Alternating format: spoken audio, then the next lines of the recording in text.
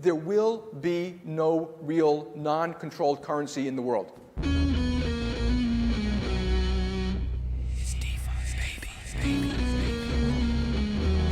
coming for you, banks. Increasing the block size to 32 megabytes right now. What would be the top 5 arguments that would get hurled against me? That's a good one. There are a few that the big blockers got right. Ching, like all these coins splash into the wallets of all the winners. I love that. There's a new threat out there. It's crypto. Hello and welcome back to the Bitcoin Cash podcast. Following Bitcoin Cash on its rise to global reserve currency, this is episode number 115, Technical Analysis and Samourai Shutdown, featuring Caesar Gets Crypto. Today is Sunday, the 28th of April, 2024. I'm your host, Jeremy. Jet is doing the producing, same as always. And our guest is a technical analyst and YouTuber. And I believe, longtime listener to the show. Welcome to the show, man. How you doing? How'd you get into crypto?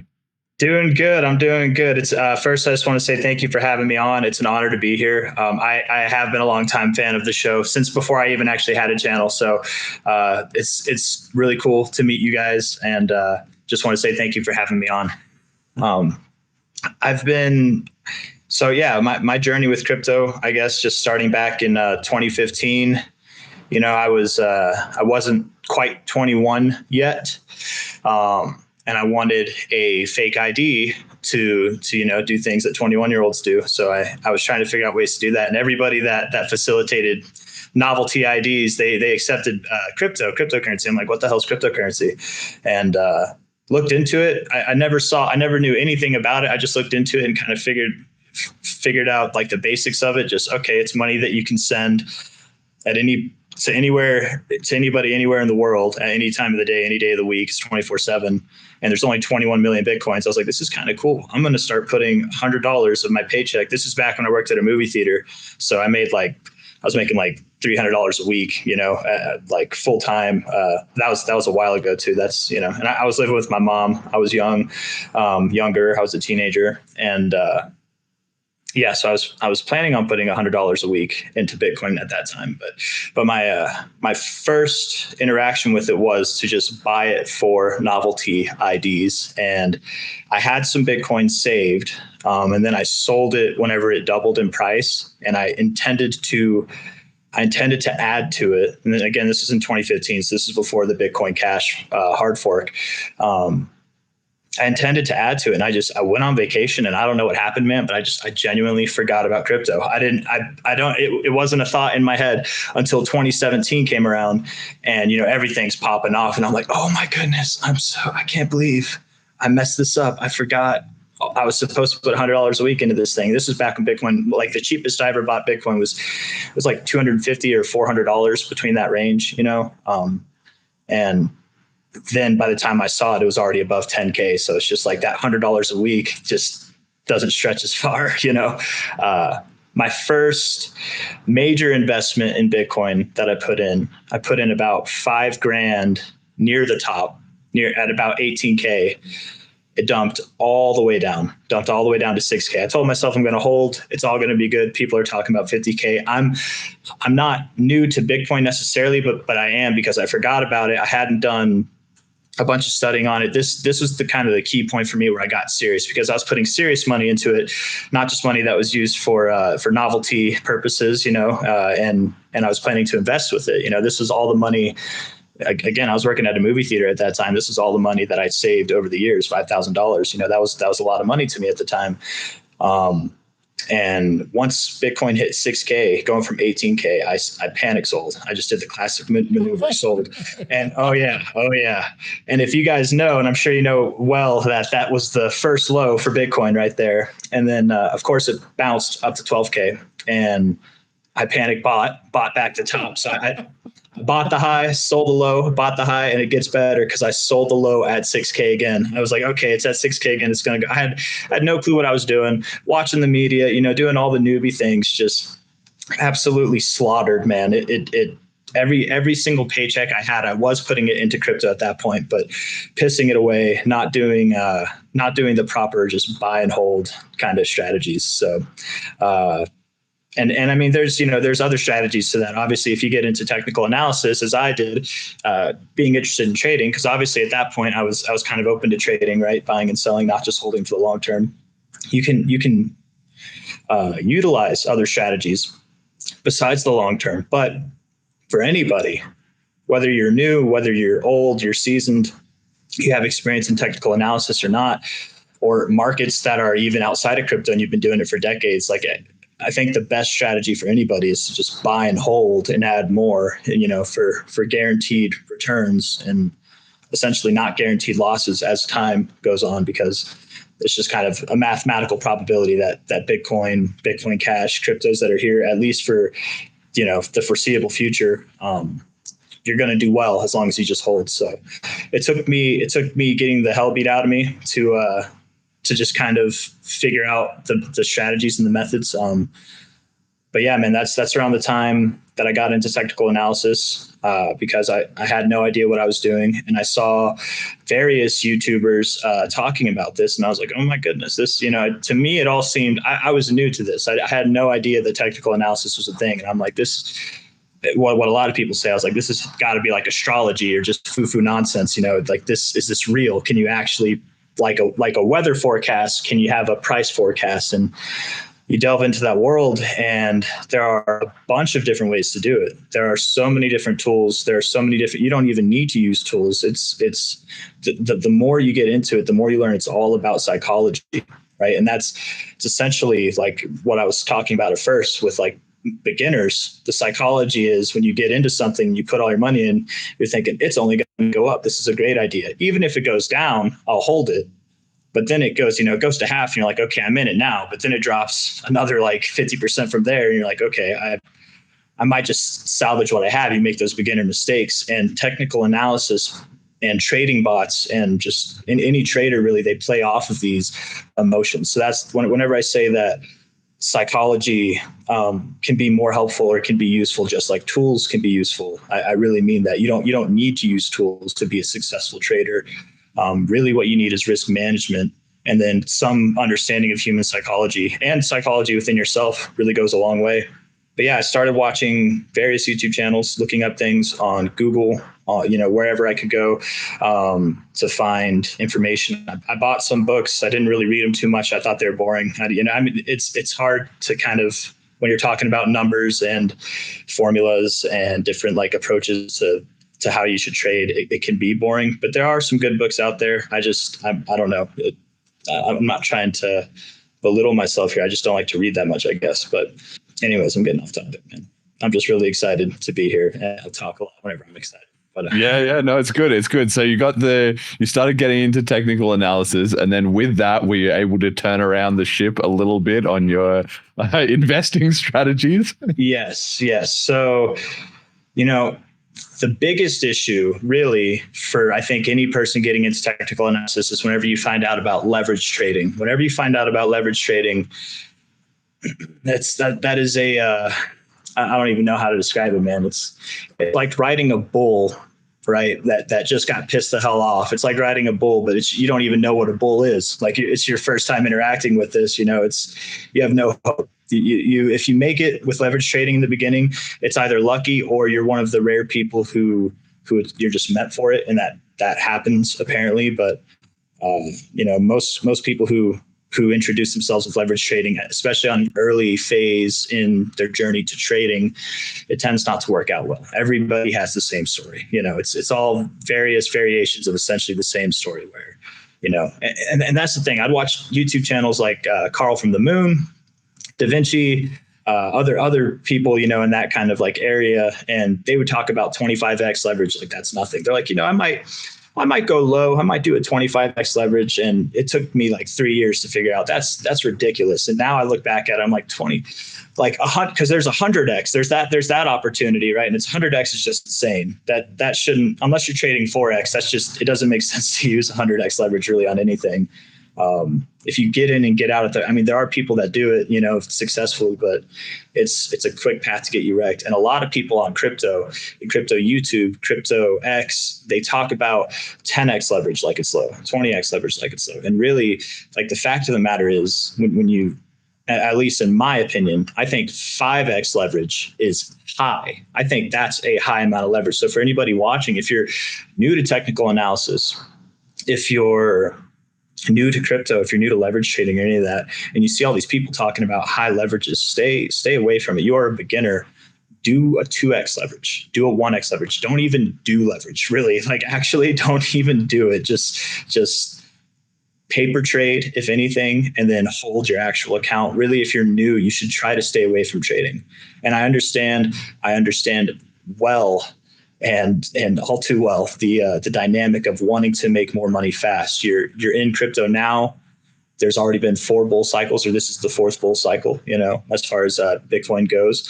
And you might feel late to the party, but you are not late to the party. If you play it right, you're going to make more money. Probably, very likely, like with a high degree of certainty, you're going to make more money if you just sit on your hands and learn first than if you try to make it all up now for a missed opportunity that you didn't have. But not everybody. Everybody finds out about crypto or gets on the train at various points. Some people have heard about crypto for the past decade, and they didn't get in on it until the ETFs were approved, because that just was the stamp of approval, in their mind. But yeah, for me, getting back to the topic, I have a way of getting off topic. I'm sorry. But for me, learning to just not leverage trade was really the turnaround point for me. The last cycle, the bull run, I leverage traded basically from the time that I figured it out until the end of the 2019. I guess even like the beginnings, like around COVID, is probably the last time that I was like seriously into day trading and leverage trading, around COVID. So I'd been leverage trading from early 2018 to 2019, 2020 at that point, and just no money, man. I hit zero 4 times. I literally, all the money that I'd been saving, all the money that I'd put in, I'd be up and then I'd be down. I'd have those runs where I'd go from 1K to 20K or higher, and it would go all to zero. I know what it's like to hit zero. And people ask all the time, what's a good amount to get in with? I started with 0 4 different times, man. I was living at my mom's house. Thank God for her. She's a saint. She really is. Like, she knew, she was aware. I have a very open relationship with her. So she was aware that I was losing my money. She still took care of me and my brother, and because of her, I was able to save up money, be in a safe place to kind of get all that reckless behavior out.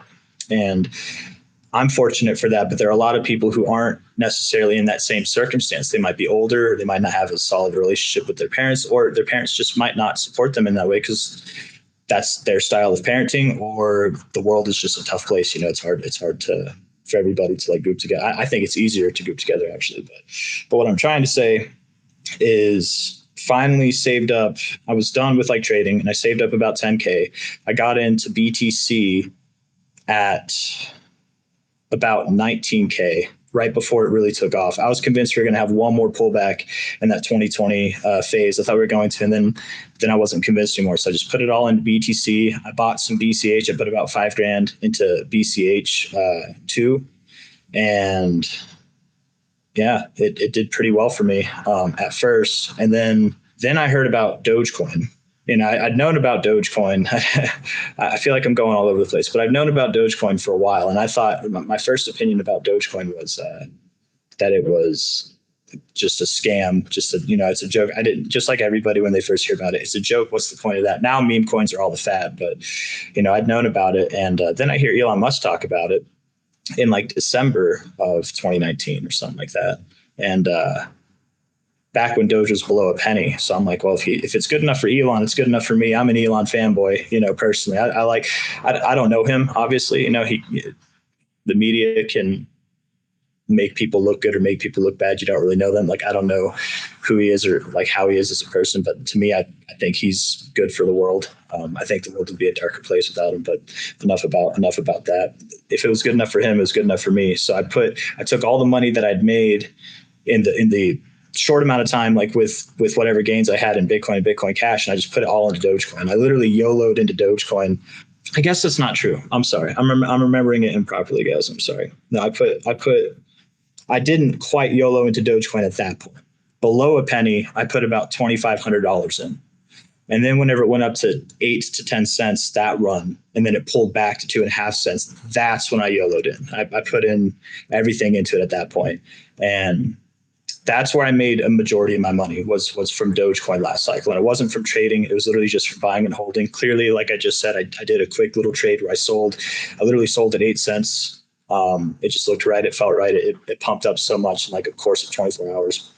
Came back down, bought into that, held it throughout the whole cycle all the way up to 70 something cents. And at that point, I was overall, like, from my first initial investment, I was at like a 96x in profits, and I didn't take profits. And I waited for it to keep going. I thought it was going to keep going. I wasn't aware that the bull market was over just yet.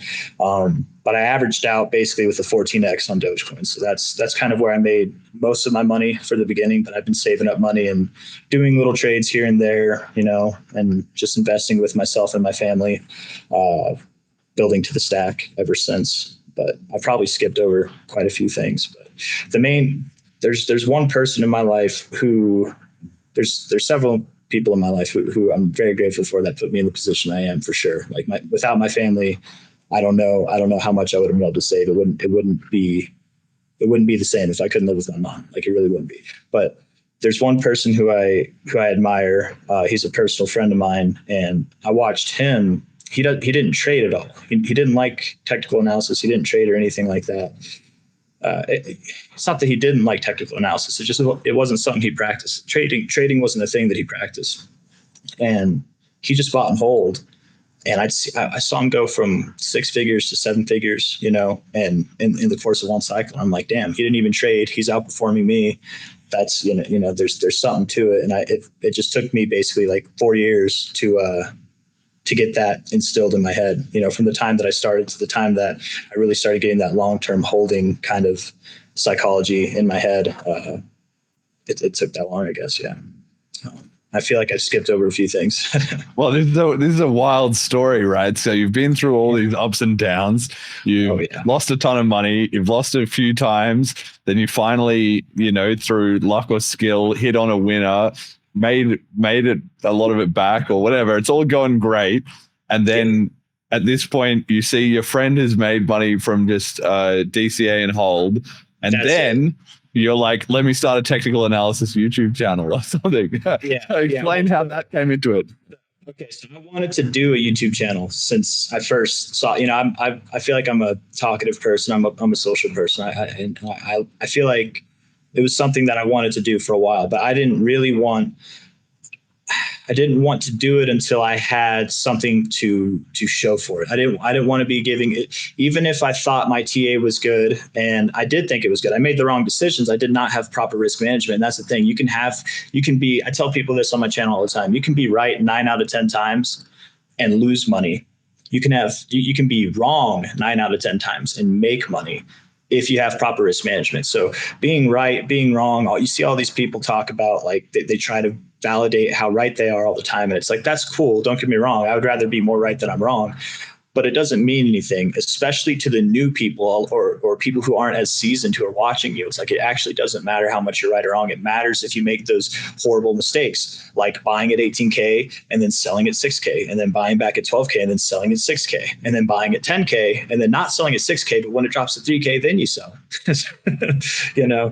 I wanted to do it for a long time, but I didn't feel like I had the backing financially to solidify that. Like, if people were to ask me questions like how much money do you have? First off, I'm not going to answer that. I don't like to say that, because that's private. And then also, so everybody's in a different financial position. You don't need to compare yourself to other people, but mainly because it's just private. But I didn't feel comfortable giving advice, even if I had good results. And I did have good results. I was correct more often than I was wrong. And I had that on paper. I used to keep track of all of it.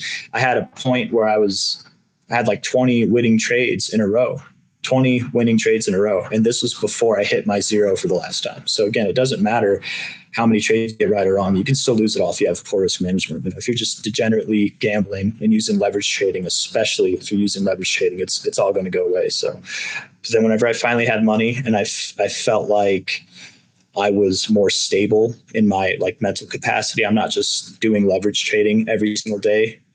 I felt more relaxed and less manic with it. It seemed like an appropriate time to start a channel. And I feel like I don't really keep track of my calls as of now, but I do feel like I make more correct calls than I do incorrect calls. But again, that doesn't really matter. The main thing is even whenever I am incorrect, like if I'm projecting it to go up, whatever crypto, the price to go up and the price goes down, well, then if you just hold, you can hold through that sell. And then the next time it comes up, it doesn't matter if you're wrong, you'll be right inevitably. And then if you have cash, if you have a job or income through other means, you can add to that stack too, so that whenever it does go up, you're going to have even more cash than if I was correct and it went up instead of going down, if that makes sense.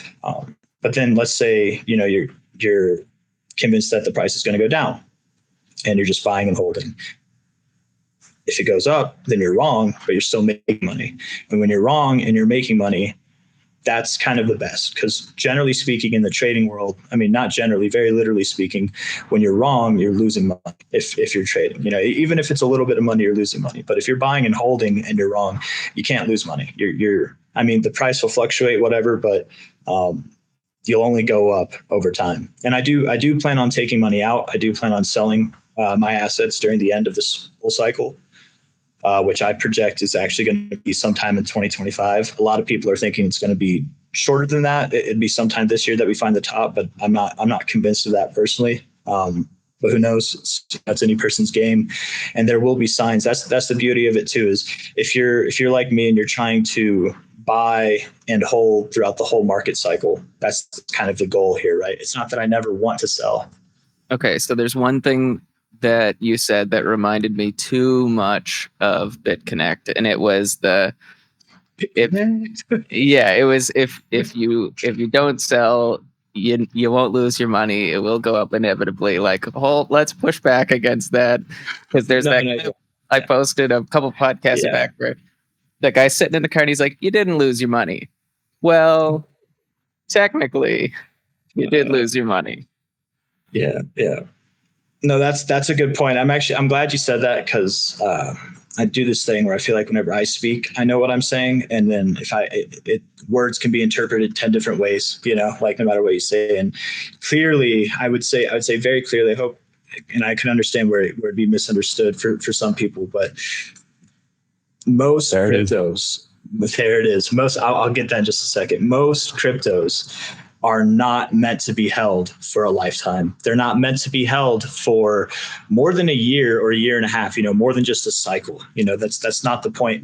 You look at it right now, I would bet a solid bit of money if you looked at the top 100 coins, even including stable coins, right? 90% of them, if not more, will not be here. They won't be on that list in 10 years, 20 years, maybe even next cycle. It changes all the time. And there are coins like Ethereum and XRP, Bitcoin Cash, Litecoin that have maintained those upper rankings, those higher rankings, and there's new people or new coins like Solana, Avalanche, drawing blanks here on some other Dot, BNB, whatever. Yeah. BNB. Yeah. And I think BNB, as long as Binance doesn't get the hammer from the SEC or some legal entity. All right.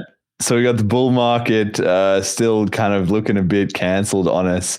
USD $479.78 to buy 100 megasats, which is down a little bit. One BTC sat buys 132.6 BCH sats, down slightly. One Ethereum buys 691.8 megasats, so we're also down slightly. It is 16 days until Bliss, and there is just 2 days left to grab a Jessica on TapSwap before we delist all of those in preparation for burning them as part of the event. So if you want to grab a once in a lifetime Jessica NFT, you're really up against the clock.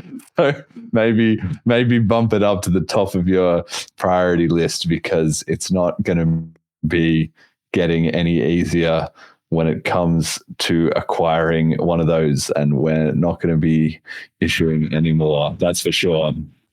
All right. So we've been talking a little bit about the market here, but I also wanted to get your quick intro into Bitcoin Cash. So what was it about Bitcoin Cash that got you interested, and I don't know, listening to the podcast, and where's the journey with that? Obviously, if you're involved early enough to see the split happen and everything initially, then you might have a bit more perspective on how it all went down, right?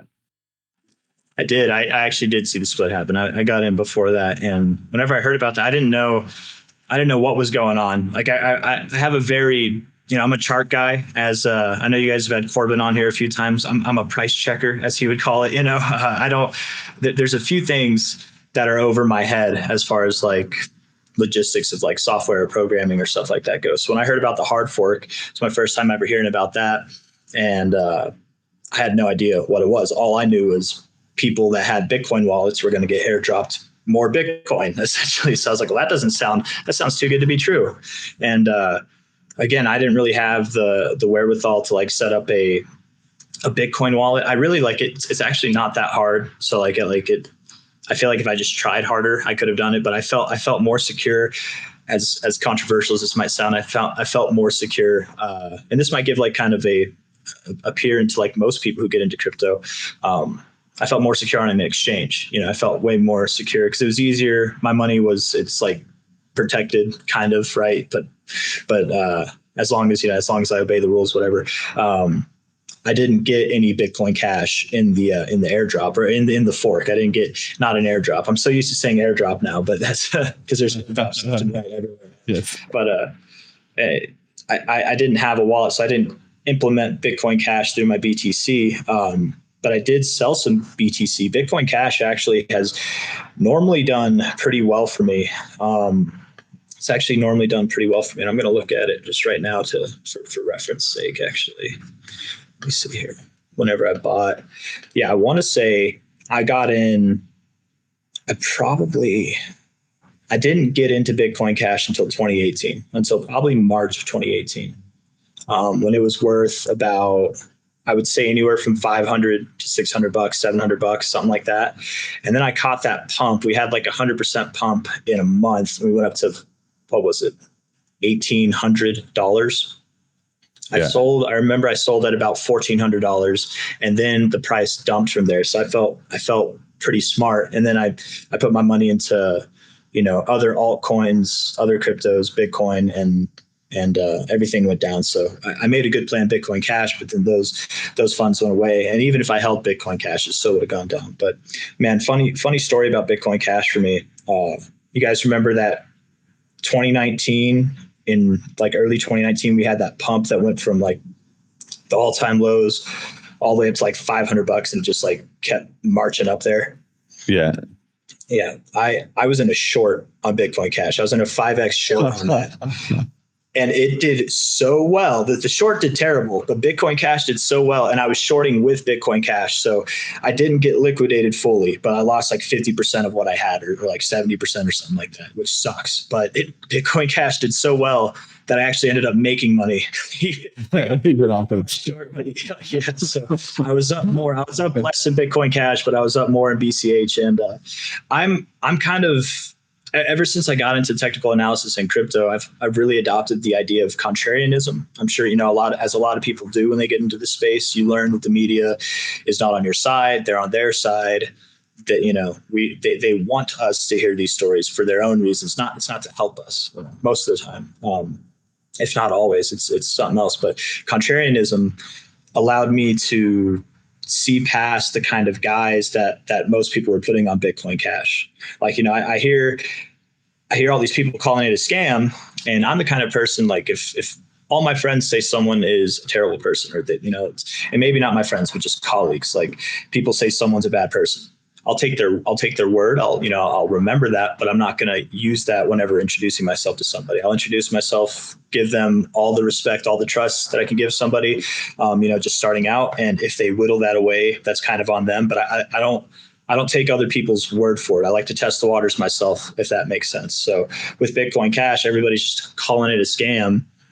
I didn't really, again, man, I'm not a developer. I don't have a deep understanding of a lot of things that go on in crypto. I'm just a chart guy, and very basic level of just diving in on Bitcoin Cash. You could see that it's a faster Bitcoin. It's cheaper. It's more efficient, right? It's decentralized. It's got all the same things you like about Bitcoin, right? Every 4 years, got a halving. This 21 million as the cap. Because of the hard fork, all the coins that were lost, before the hard fork, they're also lost on BCH. So we got all those things going for it too.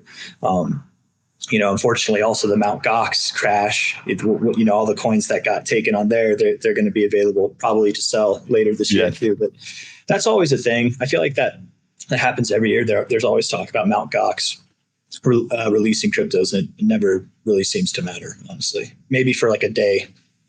Just understanding that it was the better Bitcoin, Bitcoin Cash versus BTC.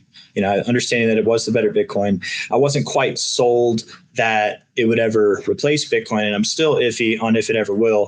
The way that I would think BCH would overtake BTC is if the developers on the BTC side really made a mess of things. As it is right now, I don't really know. Or like if some entity stepped in and like harness more control over BTC or something like that. And maybe they already have, I don't know. But if BTC withers away its own credibility, BCH will step. It's the obvious choice. It really is. But as of right now, I'm not certain if a lot of people in the BCH community, and I know this is blasphemous, but I'm just speaking honestly, I don't know if it'll ever overturn BTC, but I do think it will inevitably see hundreds of thousands of dollars in price, inevitably, just as BTC will inevitably see millions of dollars in price. And I think BCH even will see millions of dollars in price. And I do believe, controversy to like what had happened during the hard fork when we had, it was very heated amongst the communities, and Roger Ver, I love Roger Ver, man. I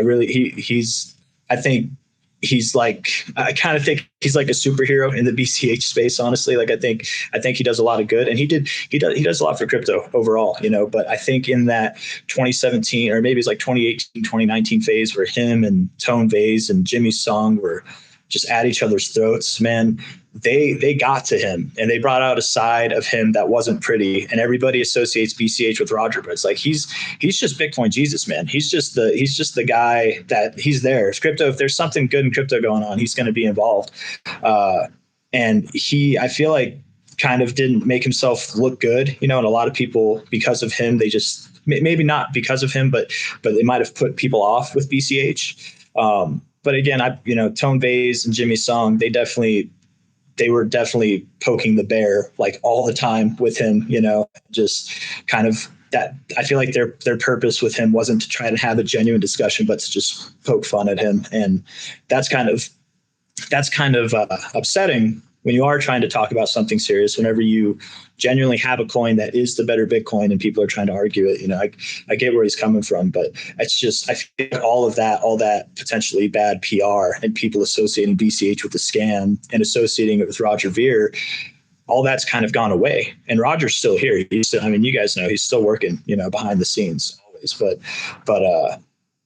it's not something that's like talked about or it's not as much of a circus. So tell me then about technical analysis, right? You mentioned before that people can sort of think it's astrology, or like in my sense, I'm not really convinced that it's real, to be totally honest with you. I think that there could be a self-fulfilling prophecy element to it. If you have a price chart and everybody draws a line and enough people are drawing that same line and all believe it's going to stop at that line, then that maybe creates the line because they all go and pile in on the exchange at that exact price, right? So I can see that maybe with psychology there's some element to it, but I can't just believe that the price is anything more than a random walk, somewhat connected to the fundamentals of supply and demand at a very broad level, right? But obviously with technical analysis, the game is, we think, you can actually predict the price and use that to make money. But I would be skeptical that it wasn't all just from people like yourself or others to sell the idea of technical analysis more than the actual trading. So break it down for me and explain, convince me that it works, basically.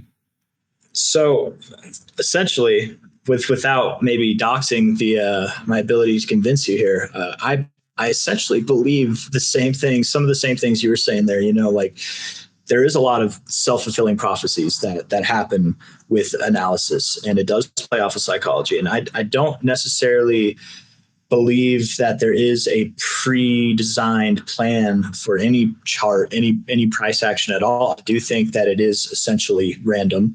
And that's why you can have the best TA in the world and you'll still be wrong. It's nothing. You can do all the things, literally everything from the books to the charts to the psychology. It could all make sense for it to do one thing, and then it does exactly what it shouldn't do. And that's how, TA, it's not 100% guaranteed. It absolutely is not. And that's where I suppose it's hard to argue how legitimate it is or not. But I think using it and kind of keeping track, like a track record of if you're right or wrong, whether you're going with your gut feeling or you're using TA, I would think, for me at least, for me, TA would guide me in the right direction more often. And it saved me on a lot of different things. I've had other people who've commented on my channel who've talked about how, they're about to buy or they're about to sell. And I was, I don't advise anybody to do anything. I'm not an advisor. But I was talking about the price doing one thing or another that was opposite to what they believed. And, it's kind of helped them put themselves in a better financial position. But beyond just like track record potential, like that anybody could develop, there's things in TA, and I don't understand absolutely everything, but to my understanding, most tools are to a certain degree based off of psychology and mathematics, trends and stuff like that. But I don't know, maybe it's all just based off mathematics. The reason I say psychology is because of things like the Fibonacci sequence, which technically it applies to psychology. I can use that as an example right now too, kind of like my first experience with BTC. I bought in at 18K. Whenever it went down to 9K, I was like, I'm in it now. But then whenever it dropped down to 6K, which was about, 60, it's near that golden ratio of total losses. It would have been, I guess, that would have been 66%. The golden ratio is 61.8%. In mathematics in the Fibonacci sequence. But around that area is where I sold. So it's like in psychology, if you think about it, most people who are like, I'm going to hold on no matter what, they don't mean that. They don't mean that at all. I mean, some people do, but most of them don't. They mean if it drops 50%, okay, I'm in it. But then if it drops 61.8% or more, there's these levels that we, for some reason, it's call it an anomaly. It's just like an average of personalities and then things that we see in the universe too. If you Google right now, the distance between the spirals in the Milky Way galaxy, they respect the Fibonacci sequence as well. It might not be the golden ratio on all the spirals, but that's something, it's an anomaly. It's a phenomenon. It's like a reoccurrence that we see in the universe in shells and pine cones, in trees, You can go even simpler than that. The length of your arm, starting from the first tip of your knuckle. 1 and 1 is 2, and then 2 and 1 is, So exactly.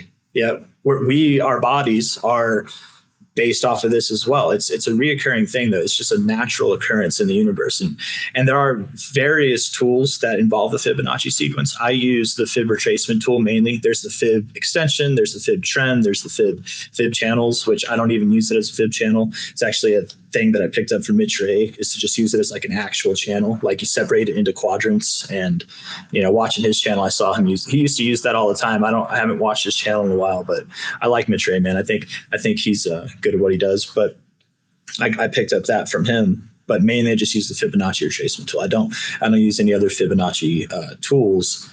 There is Fib time and there's other things, but I don't have an understanding. Just because you have an understanding of one tool does not mean you have an understanding of all tools.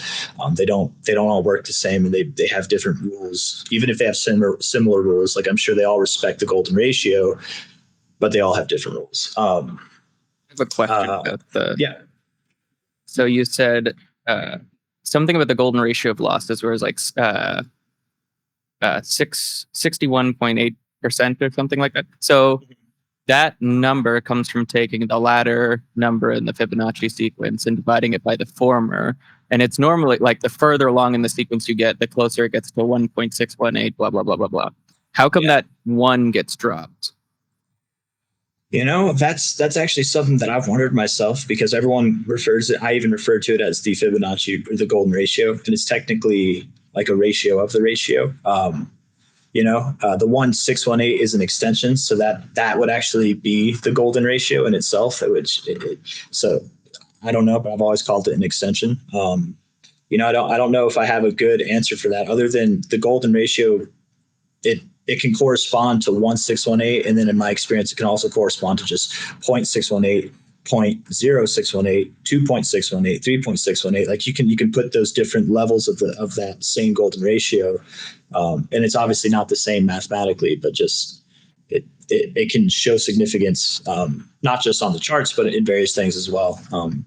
Like this, for example, the arm thing, whenever you're doing it backwards, right? From here to the length of your finger to the length of your hand, that would be 168 or 618%. But if you did it backwards, you could say it's 61.8% of my arm here is the length of my forearm. And then, it's 61.8. It can go backwards too. So I think when you're talking about retracements, that might be why, because you're retracing. I don't know. I'm literally just spitballing ideas, but I've wondered that myself, because I've looked up the formal definitions, and technically, yes, 1.618 is the golden ratio. It's not just 0.618, but a lot of people in crypto would, if you ask them what the golden ratio is, they would actually just say 0.618.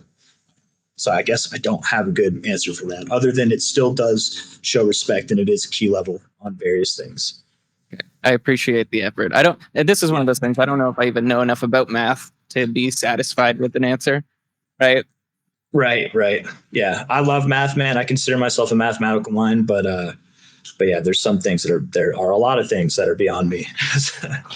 Indeed. Shout out to the golden ratio, one of the all-time great concepts going back millennia. Nature has also got that one on lock. So tell us then specifically about BCH. We mentioned on this show recently, I know on your show you've been talking about it, and also Ethan Galstad and maybe some other people have been talking about this $50,000 BCH price target, which is not to say that that's realistic or likely, but just the technical indicators were giving a flicker of hope that people were getting excited about. Give us the breakdown of where that idea originated and how much credibility it has.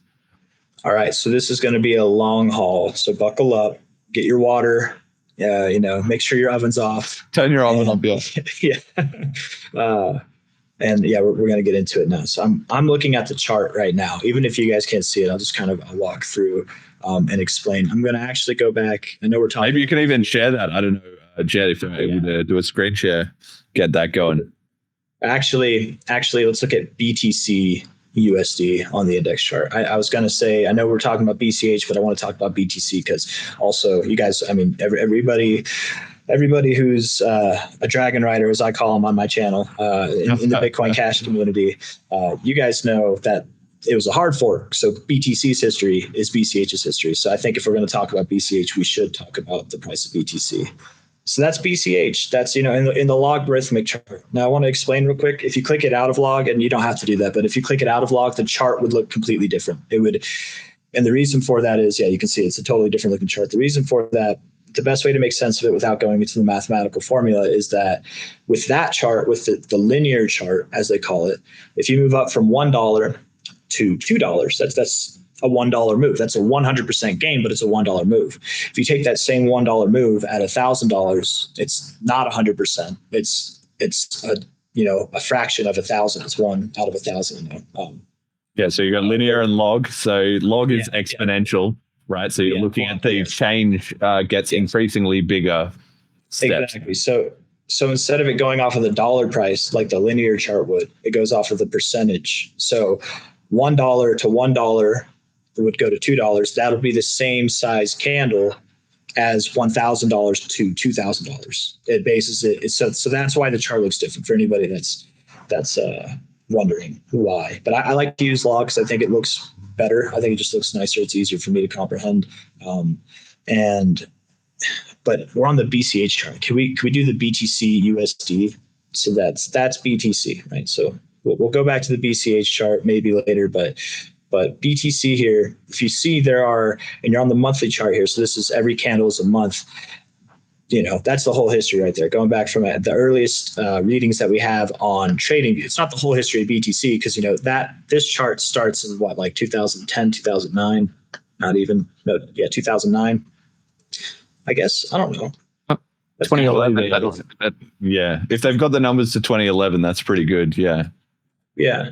On my chart, I've got it to 2009. Oh, but that's because I have the premium. Probably that's why on TradingView there's different levels. Anyways, I was like, man, they added time to it. I've never seen that before. But anyways, you can see the discernible highs. You can see the cycle highs, the cycle lows, right? The clear cycle high. That looks about right. I thought we were missing a cycle, but you can see the discernible highs and lows, right? The most recent one that we're like right at right now, obviously that's the 69K top. The one before that was the 20K top, and then we had 1,200 or something like that back there, 1,100, 1,200. If I had the fib tool, which I don't on this screen share, but if I could draw it, I would show you that each cycle, except for the last cycle, the fib retracement. Click from where to where? So click from any top to any low, except for the 2017 bull cycle. Go from the high to the low point. Oh, but not over there. I said from any high to any low, not that one. Any from history. Any from history. Oh, Jesus. Okay. So that high and then to the corresponding low afterwards in a chronological order. And then we're going to have to adopt some things here. We'll show some people how to do some. Go to the actual where that bottom line, doesn't matter how far stretched. That's probably nice right there. Make it line up with the absolute low, the absolute lows. Yeah, there you go.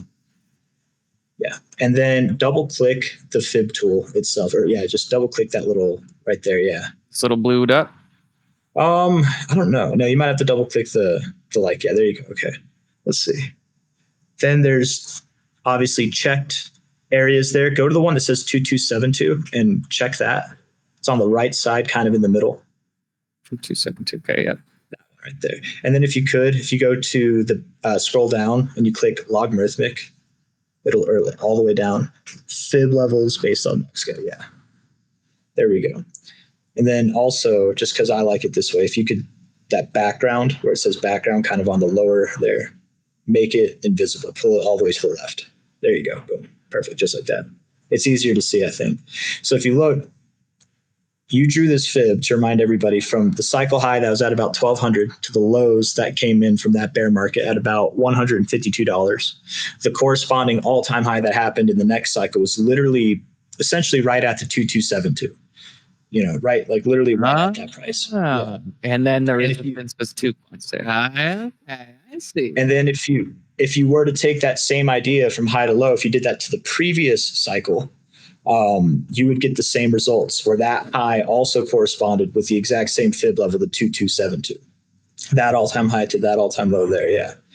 And you can see it, literally goes right to it. So that was cycle after cycle. We're having the 2272 repeat itself, right? BTC last cycle, with everything that was going on in the world, let's just call it economic mayhem to keep it brief. I think that the cycle was held back. It did not see its 2272 extension. Last cycle it saw its 1618 extension. Okay. So that was a held back cycle. I do think we're going to see the 2272 of this cycle. I know we're talking a lot about BTC, but it's all relevant to BCH, I promise. We're going to start connecting those dots in a second. So not from that one. If you delete it and if you click that trash can on the bottom left, so the 1618, the minimum extension that we've hit every single cycle for BTC was the 1618. Both cycles before, or two cycles, the first two cycles we hit 2272. Last cycle we hit the 1618, and that was the smallest extension we saw. So by that metric, it's not that the price has to go there. To kind of answer that whole is technical analysis astrology thing to kind of go back to that. It doesn't have to go there, but it's an idea.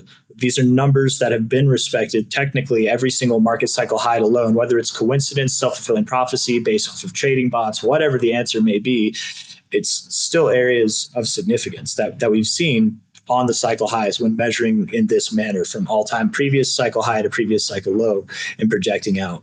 So the minimum target I'd say for BTC this cycle would be 178. But if you scroll to the 2272, which technically 178,000. You're saying we're going to hit 178,000 on BTC by when? I think we're going to hit by the end of this cycle, which could be sometime at the end of 2025. I think we're actually going to hit 400K. The 2272 up there. That's my thoughts. I would at least expect above the 1618, but because the 2272 is the norm, and because we had all this economic mishap in the world last cycle, and truthfully what it was, in my opinion, was the DXY gaining strength and expanding. It was going through an expansion phase during the end of the bull cycle. We've never had that before. And the DXY and Bitcoin, they run inverse of each other for a large bit of the time. Not always, not 100% of the time, but for a large portion of the time. For those of you that don't know, the DXY, just like this is the BTC USD chart, if you type in DXY, that's the dollar, the US dollar index. So if the DXY is going through expansion, the dollar is gaining strength against every currency in the world. If we consider crypto a currency, that would mean it's gaining strength against it as well. So when the dollar's expanding, it's hard for assets to grow. And we have never seen that at the end of a bull cycle before, but last cycle we did. And we'd also never seen anything short of a 200 level extension, but we did last cycle too. So I think last cycle was weak. I think this cycle will be stronger. Okay. All right. I didn't know I agree with you, but I follow your logic. I understand.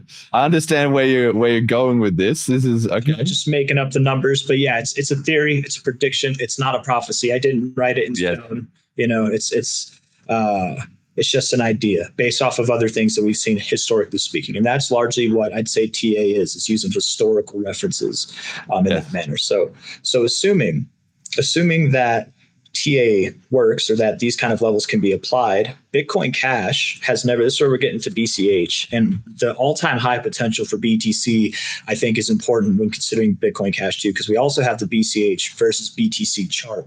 Yes. And if we can estimate a potential high in that chart, we might be able to correspond it with potential highs in the USD chart. And if they line up with each other, that's just more congruence, or there's a word I'm looking for. That's just more that goes together. It makes sense. We like to see that converging on each other, stuff like that.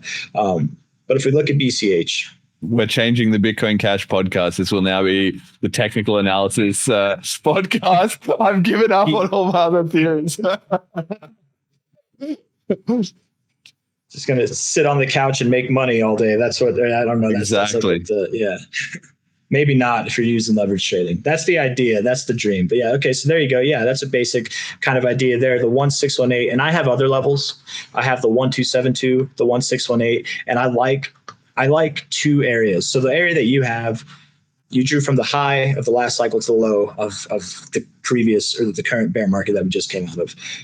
So this fib, I think, will be relevant. But I think another fib that's always relevant throughout most charts also is, especially in like newer charts like this, I think the all-time high to the all-time low fib is also, and you can draw them both on at the same time if you'd like, or you can, if it's too much noise, you can just have one on at a time. But those levels also, I think, should be taken into consideration, because the reason why I like that as well, versus using the recent cycles high and lows, I'm using the previous cycles high and lows, which I don't normally do. But the reason why I am is because if we look at the chart, we've been been respecting these fib levels. Like even all the way out to this time, even after a whole cycle, we're respecting the 382 and the 236. Depending on where we go in the future, we might respect the 618 or the 786 or other levels, but I see respect on it here, and that tells me that it might be useful even in this cycle. So the minimum expected projections, if you have my chart, which it has the 1272, the 1414, and the 1618, all various Fibonacci ratios, you've got numbers between 13K to 53K. You see, and you can see before I even said that, the 1618 is sitting up there at 53K. It should be, if you're looking at the previous, or the all-time high to the all-time low. That, for me, that's where this 50K number comes from, is from the golden ratio extension based off of the significant all-time high to very significant all-time low. Those are staples in any chart most of the time. If it's a new chart, your all-time high might not matter because a week goes by, 2 months goes by, you haven't actually found what's meant to be printed on the chart. But it all depends. Everything has relevance within its time frames, but you can see that 1618 on the larger fib even almost kind of lines up with that 2272 of the more relative fib. So you get congruence like that. You get things that are in the same area. That's nice to see too. And it kind of makes sense because you did find a high around your 786 on the larger fib. So like you're gonna see when you get respect within the retracements, you're probably gonna get respect within the extensions as well. That for me is where that 50K level comes from. Now, if we were to look at the BCH BTC chart on Binance, there are things that allow for that to happen as well. You do the same kind of idea, take the all-time high to the all-time low fib, because I don't expect that by the end of this cycle that we're going to see new all-time highs in the BCH BTC chart. And for those of you that don't know, BCH versus BTC, that just means, again, right now we're looking at BCH USD. So that's in dollars. The BCH BTC chart compares Bitcoin Cash in BTC. That's how it gets compared. Coinbase has the most historical data on the BCH USD chart, but Binance has it on the BTC chart for some reason. Same idea. And then zoom it out whenever you're done with that. That way you can see the projections. And that's all these are. Again, I tell people all the time, these are just lines. They are not prophecies. They're not guaranteed. They're not stone walls. They're just lines on an internet chart. You can go through them. You can fall short of them. It doesn't have to. Of course. All right. I'm not reflecting. Premium trader membership. Got it. I got the Black Friday, so I got that discount. I wish I knew how to share, but anyways, if you want to just take my word for it, I can run through it really quickly. Okay. Yeah. Just give us the answer. Yeah. So we've got the 53K idea in BCH. Okay. Right. That's from the fibs, from whatever. That's just an idea. There's other reasons for that I'll go over in a second that don't involve TA. I mean, they involve comparing price actions to BTC, but we'll get into that in a second. 53K being the golden extension if we were to hit it off of the all-time high to all-time low. So if Bitcoin, using the BTC chart that we started with, if it has projections that are around $500,000, right? For 460,000, I think is what it was, or 470,000. And for the 2272 on Bitcoin, that's the projected high, at least in my opinion, for this cycle by either, I would say by the end of 2025, probably in Q4, Q3. If not late Q3, early Q4 is what I'm thinking, but who knows? That's time analysis is different than price analysis. I'm not always good with time analysis, but with that high in mind, again, about 500K, but let's say it's like between 450K to 500K. If BCH were to see a standard retracement, is what they call it, right? It's a standard retracement in the fib scales. From the all-time high to the all-time low, right now we're worth 0.0075% of a BTC. Okay. Yes. If it goes up to the golden ratio, we are at, or the golden retracement, we're at 6.88% of a BTC. And there's another level in there between the 0.618 and the 0.7. I actually call it the 0.69 because I find more significance in the 0.69. I know a lot of people think it's a silly number for other reasons, but it has a meaning of like serendipity and like I don't know, like serendipity is probably the best word for it. I don't know. Other than that, it's like yin and yang. Anyways, I've identified that between the 618 and the 69, at least within my own analysis, that's a level that gets respected. And BCH itself actually really does like its 6.9 area. That's if that's a fun fact for you guys. I don't know if that's the first time you've heard it, but I've noticed it finding significance specifically on the 69% retracement of some key moves. So the 618 is at 6.88% of a BTC. The 69 is just shy of 10%. Okay. So if we were to just assume the maximum, which is 10% potentially, like around there, and if Bitcoin were to see prices around 500K or higher, that 50K price could happen. And again, these are just lines. You don't have to stop at the 6.9. The 786, which is also a common retracement, it's a deeper retracement. That's at 15% of a Bitcoin. If Bitcoin Cash were to see highs that it hasn't seen since its inception versus BTC, 15% of a Bitcoin which is a totally possible retracement. If Bitcoin didn't even get to 400K, but it got to 100K, that's still solid gains for BCH. So, but I am going to be conservative and assume that our all-time high for BCH versus BTC is probably going to be between 2.2% to 7% is what I'm thinking. It could go up to 10%. It could go higher, of course. But I don't really expect it to, personally. I think there's a lot of headwinds around that 7% level, around that 6.5% level in that area. And if worse comes to worse, we're still probably going to be worth over 2% of a Bitcoin. But really, I think that 6.5 to 7% is an area to go to. So if you take 6.5 to 7% of like 470K, which is where that 1618 is of BTC, you can get an idea of where BCH could be at that level too. But personally, I'm not so certain if BCH goes to 50K this cycle. Again, as I said earlier, I do think that we're going to see hundreds of thousands of dollars, millions of dollars even, in time, several cycles out, right? Especially whenever the narrative gets real. This is something I got sidetracked on earlier.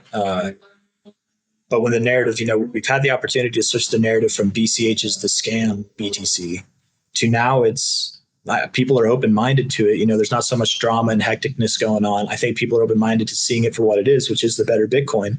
I think there will be, and there never has been. I mean, other than when it first forked, there really hasn't been the narrative of, is BCH going to overtake BTC? Could BCH, a lot of people who've been in the space might laugh at that. The people that are involved with Bitcoin Cash, that, they wouldn't laugh at that at all. That's a serious consideration for a lot of us. But for most people in the crypto space, they wouldn't even assume that. But I think that narrative of could BCH flip Bitcoin, I think that is going to come about, and that is going to be part of the driving factor psychologically for why we're going to see these new all-time highs.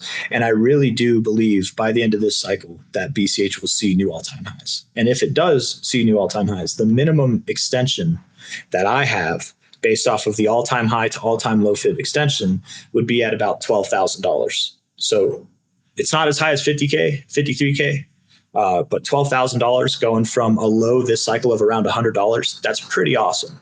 And if it sounds impossible, I want to refer back to the well-known fact that we all know and love is that BCH and BTC have a shared history.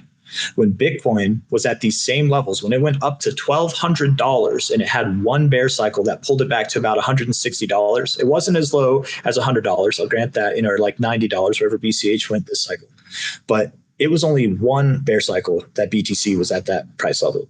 And then it went up to a run of 19.8K in one cycle. Yes. Bitcoin Cash has been at these prices for multiple cycles now.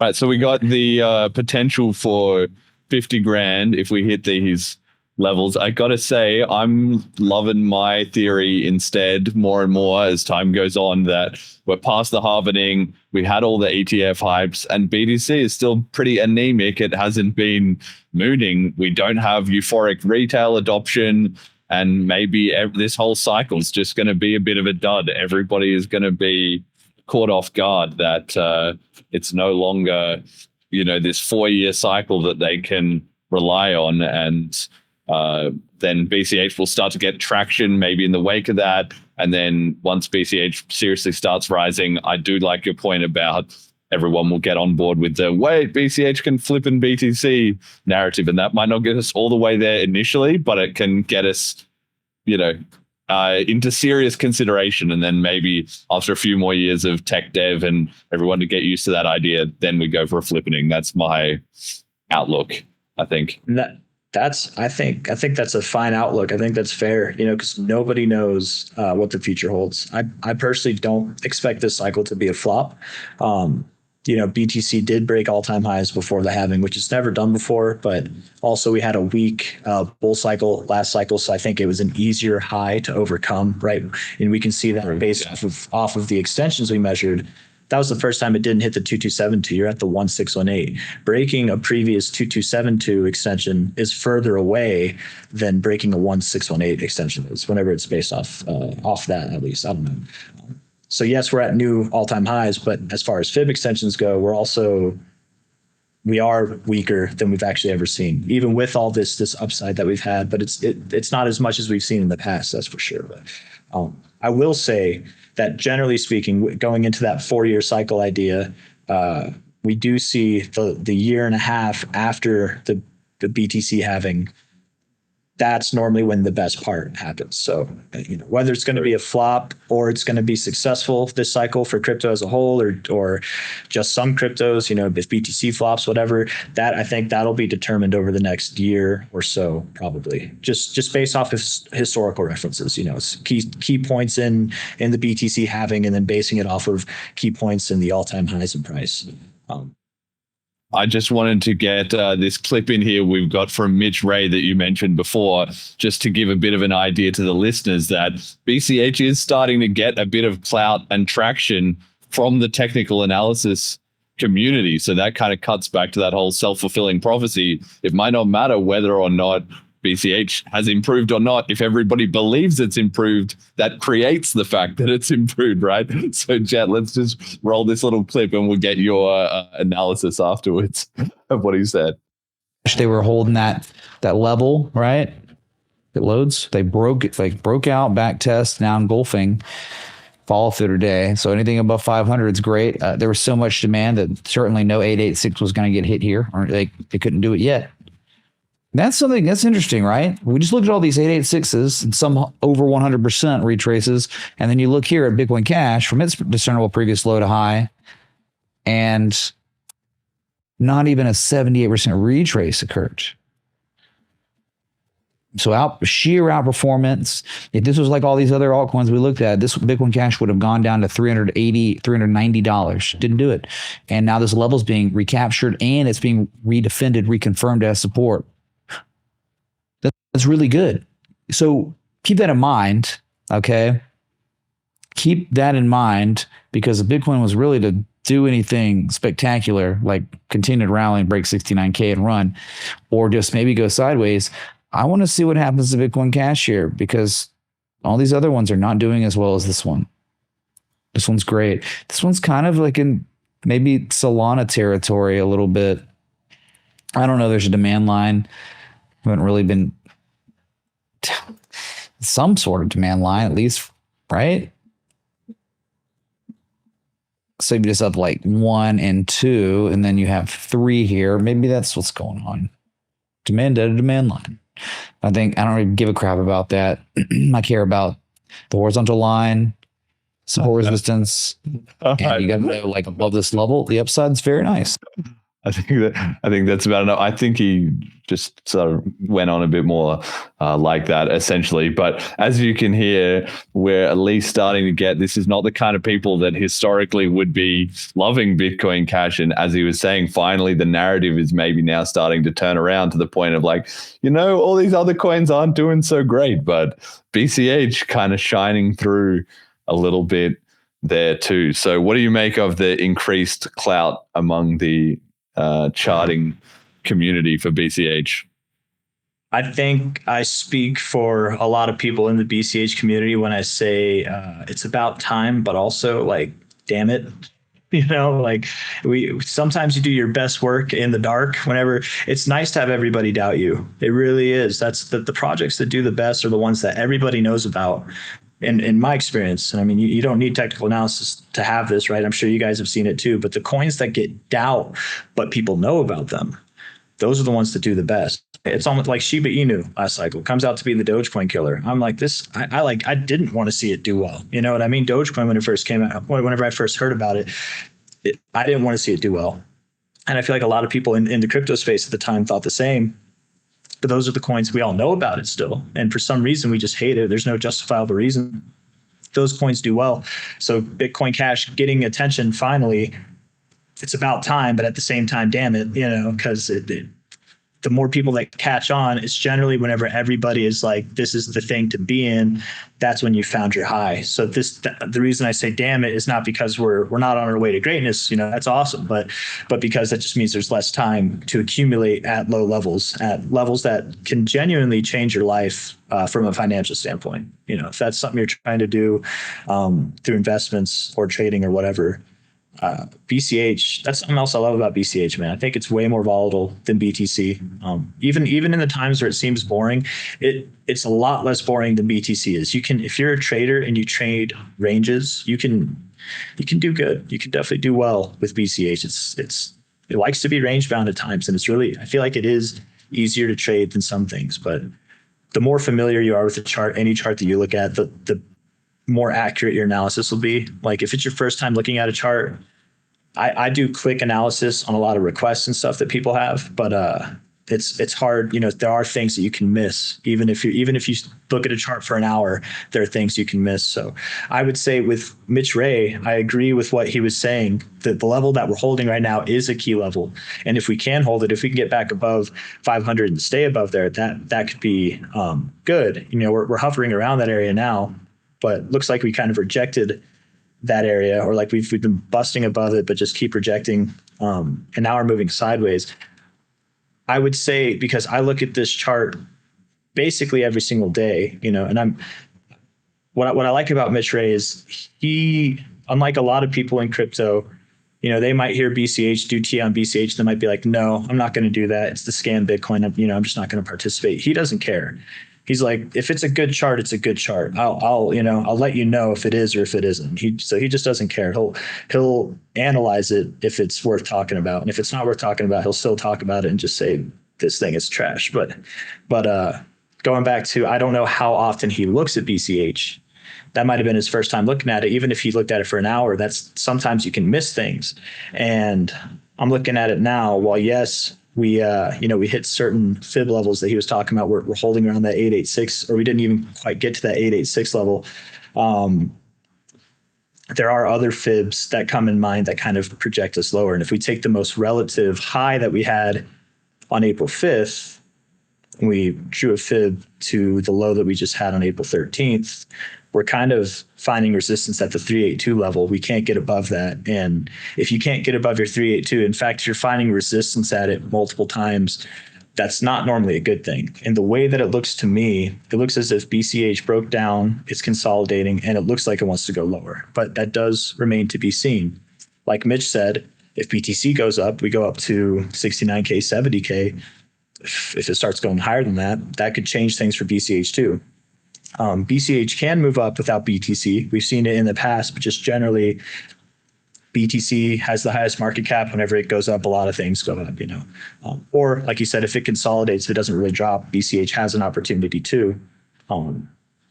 Something else that he said in his video was that he was like comparing it to Solana, saying that it's been doing better than most. Obviously, it had a dump, right, from 720 down to 440. Like obviously, he's saying it's done better than most, but he's not ignoring the fact that it's had a drop. What he means by that, I think, is like versus Bitcoin or versus most cryptos, it's actually held up well.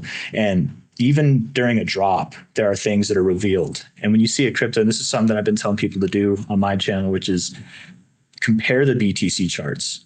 Pick your favorite crypto, compare it to Bitcoin.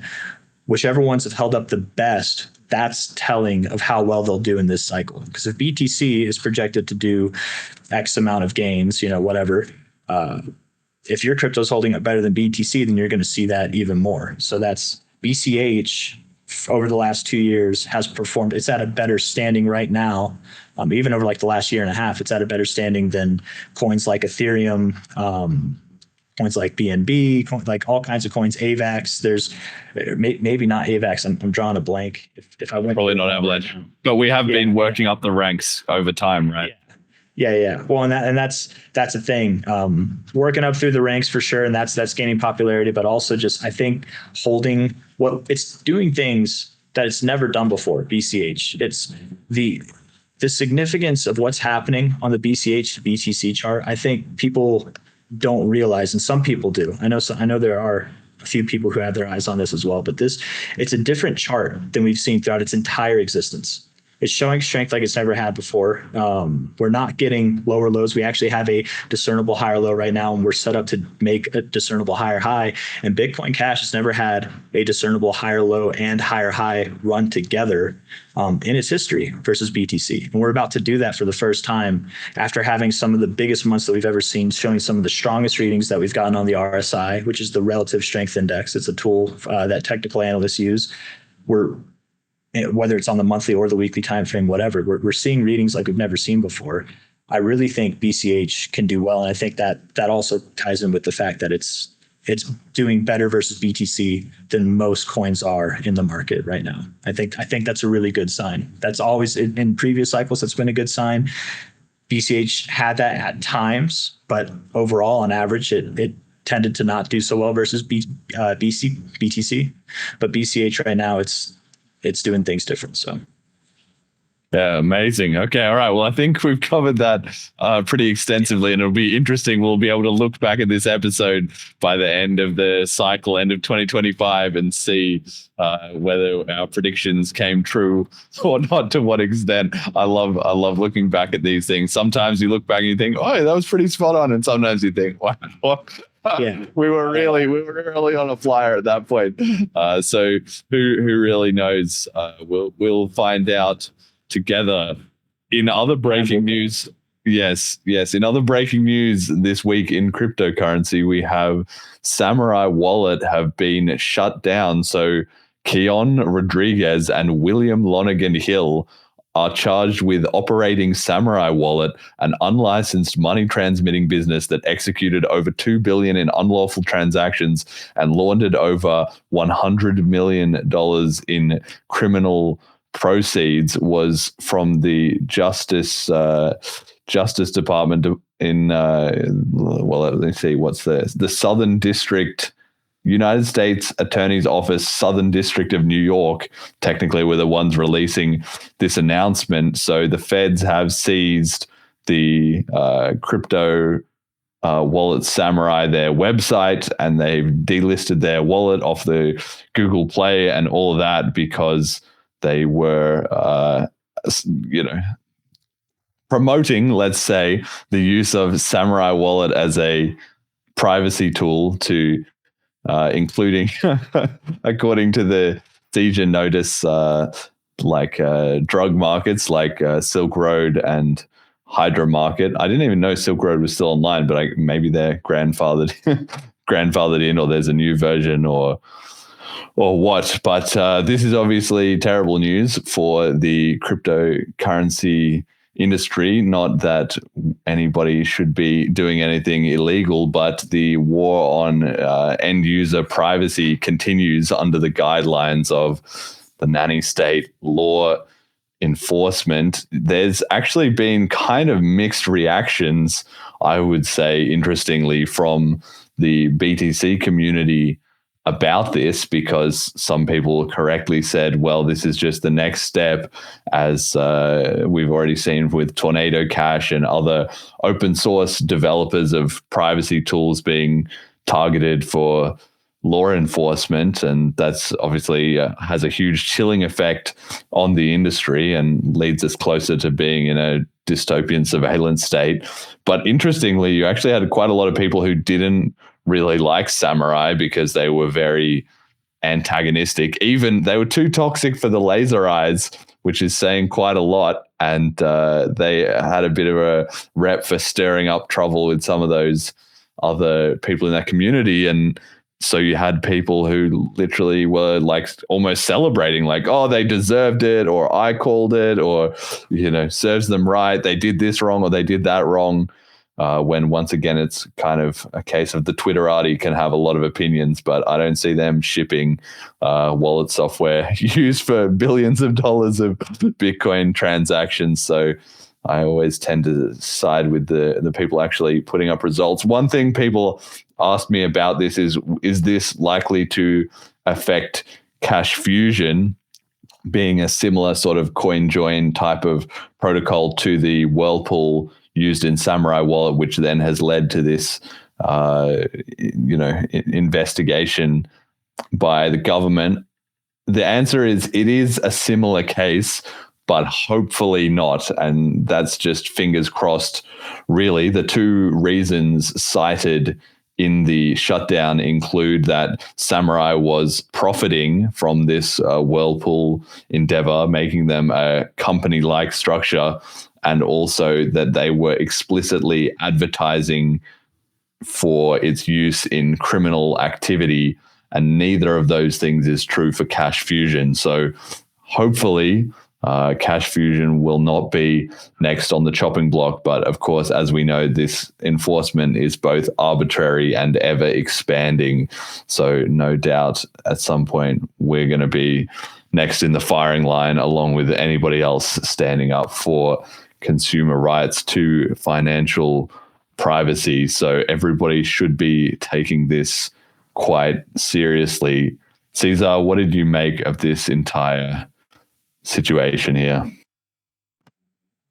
Well, I hear with some of those people who might have had bad things to say about Samourai Wallet, or at least the founders. I hear what they're saying in the sense of like they probably had it coming, but that's not in a sense of they deserve it. That's not what I mean. I just mean it's like I think we all knew that something like this would happen at some point. With Tornado Cash getting shut down, it's any mixer, anybody trying to secure privacy in the form of financial privacy, like really just privacy at all, seems to be a point of attack for a lot of authorities around the world. So it's not that I think anybody should have wanted to see this happen, whether or not you like somebody or not.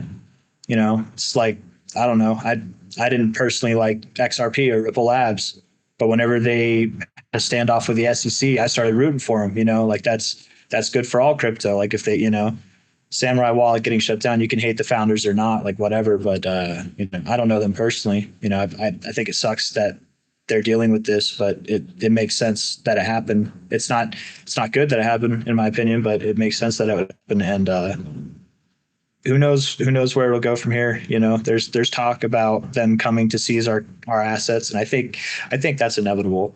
I think it is going to happen, and if you've got coins off of the exchanges, you can be secure, but without token privacy, they still address your wallet. They can still come after you as an individual. So seeing stuff like this, when that inevitably does happen, like this is the precursors. They don't want anybody to have hidden addresses or have their funds where they don't have eyes on it. They want to know where it is, probably, so that when it comes time to do what they did to gold, that's what they're going to do. It'll be easier to track people. Absolutely. Jet, any take on this?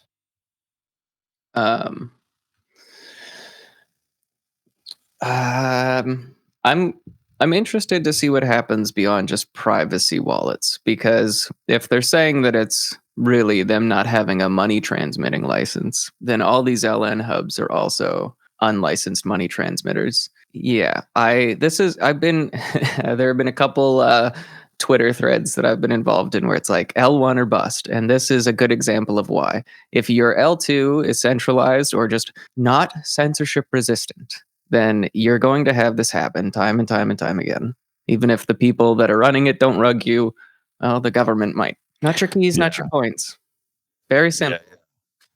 Well, that's right. The Bitcoin Cash community, as ever, with the simple, straightforward solution, which is just powering on as the false prophets on the BTC side slowly get knocked down one by one, or run afoul of all these issues which were predicted in advance. Again, I have no ill will towards the Samourai Wallet team, and in fact, I think they were in some respects doing a great job of highlighting how hypocritical and anti-ethos a lot of the BTC community have become. But at the same time, like, I don't know, there's a part of me that's like, why didn't they just switch over to BCH, and maybe now it won't matter, and maybe then it would just be the problem happening in our community instead. So anyway, this is all just a developing story, and they are, of course, innocent until proven guilty. So I guess even by the government standards of whatever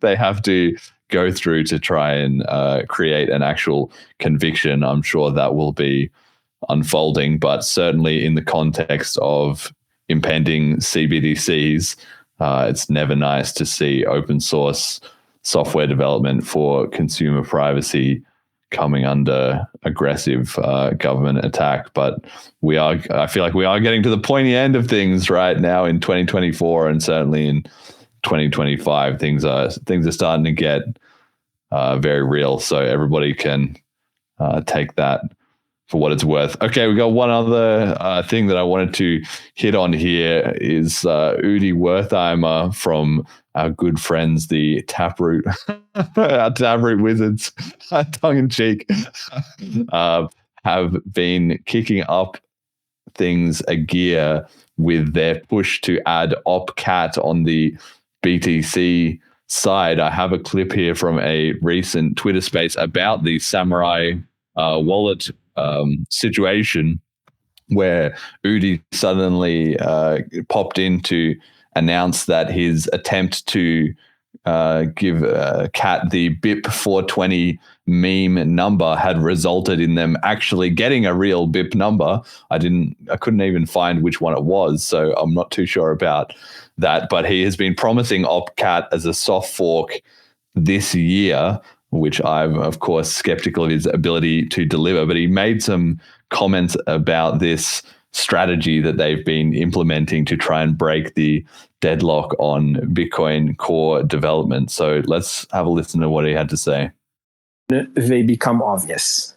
And that is kind of a confusing answer, but like you need to, there is a moment where people just kind of agree that a specific upgrade is just obvious. And how to get to how do you get to a point that this upgrade is obvious? That is an open question. There isn't there isn't a manual that explains how to bring a proposal to a state of obviousness. That is something that you have to figure out on your own. But I think we're getting very, very close to that point. To give you an example, if you're thinking about Segwit and Taproot in the past, they both reached a point in their story where they became obvious. Like Taproot, for example, it was obvious for months, if not for a year, that it was going to get activated. And maybe there was some debate about like how it's going to get activated, like at what dates and stuff like that. But it became very obvious throughout the entire community, even though most people didn't know what it does at all, but it became obvious that it will happen. And that level of obviousness needs to happen. There's no clear path to how to do it. So our plan is to just keep, doing those stunts until it becomes obvious. And I think we're very, very close. I think we're very, very close to that. I in all the discussions that if you listen to Twitter spaces these days between like Bitcoin developers, between builders of L2s, even Casey, when he talks about OpCat, he's very favorable of it. Like basically everyone who's building in any kind of way about Bitcoin in the last 2 months is extremely positive about OpCat. And that is a massive achievement, because 4 months ago, no one knew it existed, and definitely didn't take it as a serious option. So yeah, I think we've already made massive progress in months. And I think we're very close to the point that it just reaches that level of obviousness. That it just becomes obvious that it happens. And that solves all those problems. Wait, so is it become obvious to developers or podcasters too? Do we need podcasters? Do we need them on our side, or what's going on with that? Because I do feel like there's this the shift or a rip between when you talk about these podcasters and then our community and people who are in the middle. So is there do we need them to feel this is obvious too, or do we just not need them? So it's a complicated answer again, because there's no vote, right? There's no it's not like you go to every Bitcoiner in the world and ask them what they think. So who do you ask then? But I would say that part of the process of obviousness. So if, for example, if you go and watch the last, let's say, 4 weeks of episodes from Peter McCormick's podcast, for example, what you're going to notice is that he moved from talking about whatever poor people in Zimbabwe or whatnot. He moved to talking exclusively about, one, how he hates Arnold, and two, how scared he is about Upcat. I'm not kidding. He mentions that every episode. He says quantum cats about 10 times every episode. I'm seriously, I'm not joking. You go listen. And I think that that is a sort of obviousness too. When you have podcasters like Peter McCormick and a bunch of other of those clowns, and they dedicate themselves to talking about how afraid they are, how scared they are of Upcat, that is a manifestation of obviousness. Like to them, it is obvious that it's going to happen, and they're afraid. And I'm not making this up. Like he's saying it in his own words, and like I'm not inventing this. So, of course, some of those people are never going to come out and say, yes, I support Upcat, because their entire identity is about hating everything. So they're not going to say they support it, but they are going to manifest their own version of obviousness, which is to say, yes, I know that this is coming and I'm scared shitless. So, yeah, that is part of it. So there you go. You can hear not only obviously grand confusion over the BTC core upgrade process. Of course, it's not required that an upgrade even makes sense, simply just that a lot of people magically believe that it should be in, and Udi therefore trying to meme his way into creating that sense for Opcat. But also just it's very ironic that he's talking about, oh, okay, we're getting discussed more and more, and there's a lot of fear about it. It all just reminds me of big blocks. It's exactly the same thing.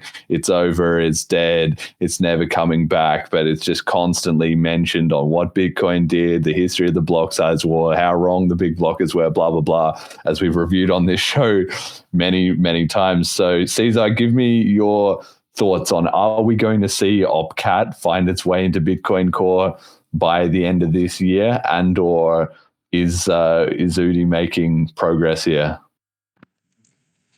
So that's a good question, and I want to start off by saying I have a basic grasp on the understanding of this stuff. I'm more of a price checker, but as far as will it happen this year, I think it would be.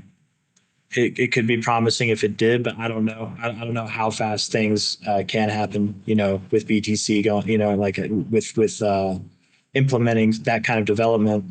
I know it's basic. I know it's just like 8 lines of code or something like that. I've seen it, but getting everybody on board, or getting enough people on board for it to transition and be implemented, that's that can take time, but it does seem like it's being more talked about. I was looking today at just things on it, and I couldn't find too much on YouTube. There's not everybody's talking about it, but there is a lot on x.com, and there's other sources too on the internet. But I think as it gets talked about more, we'll see it begin to get implemented. And I think it's at that point now, but will it happen by the end of this year? I don't know. Maybe. If it did, it would be the later part of this year for sure. Probably like late Q3 or Q4. If not, sometime next year. It could. I think it could happen during the bull market for sure. Now, my analysis is that Udi is kind of hoping that if he gets enough so-called obviousness, which is his word for the ill-defined consensus, then Bitcoin Core will just bow to that sort of community pressure and say, okay, we'll implement Opcat, because his theory is that Bitcoin Core is just not willing to make a controversial move. Of course, the position of this show is that actually Bitcoin Core have been captured and stalled quite deliberately. So I don't think that even getting a non-trivial amount of community support would actually change things, because they can just endlessly go in this loop of manufacturing drama and contention from a few key players and then saying, it's contentious, our hands are tied, we can't do anything, which was exactly how it went down in the block size war. So if it comes to that by the end of this year, maybe that Udi is not making the progress that he thinks he needs, then their only alternative, which he did also talk about on the space a little bit, would be to launch an alternative client and put Opcat in that. And at that point, it is essentially open hostilities of trying to wrestle control back from Bitcoin Core and we will see a block size war 2.0 if it goes in that direction. So I think that's something the listeners should be paying attention for, because we may or may not see that. And I'll throw in one more prediction on, or point of view from myself, which is that I think Udi and Eric and the Taproot Wizards, they're going to do this OpCat thing. And part of the reason they need to do it is they can try, and then maybe even they can try an alternative client. I don't know. It would be interesting to see that if they did. But then when it fails, when it doesn't work, when they can't get OpCat implemented on the main net, they can't get the ticker or whatever, then they can switch to BCH and say, well, we tried, guys. That's going to be the pretext, rather than just honestly converting straight out, being like, we were wrong and converting. It's always nice to have an excuse like, oh, well, we tried as hard as we could. We have no other option but to switch over to the evil B caches. What do you think of that, Cesar? So that, again, just going into my lack of understanding on some things, I didn't really know, or I still, I guess I don't understand the whole process of how it would get put out there. I didn't know that they don't necessarily need like a solid backing, like from as far as like an amount of like the BTC developer population goes. They can just kind of press it themselves and just and then just like have it released out there. I don't really know too much about that personally, enough to I guess have like a genuine opinion on it. But with how you're making it sound, maybe it does come out earlier. I don't know if that would be good if we had another block wars this cycle. I mean, it could, but the last time we saw that was near the end of the bull cycle, and maybe it had something to do with it, maybe it didn't. But call me superstitious, I just don't want to put that to the test.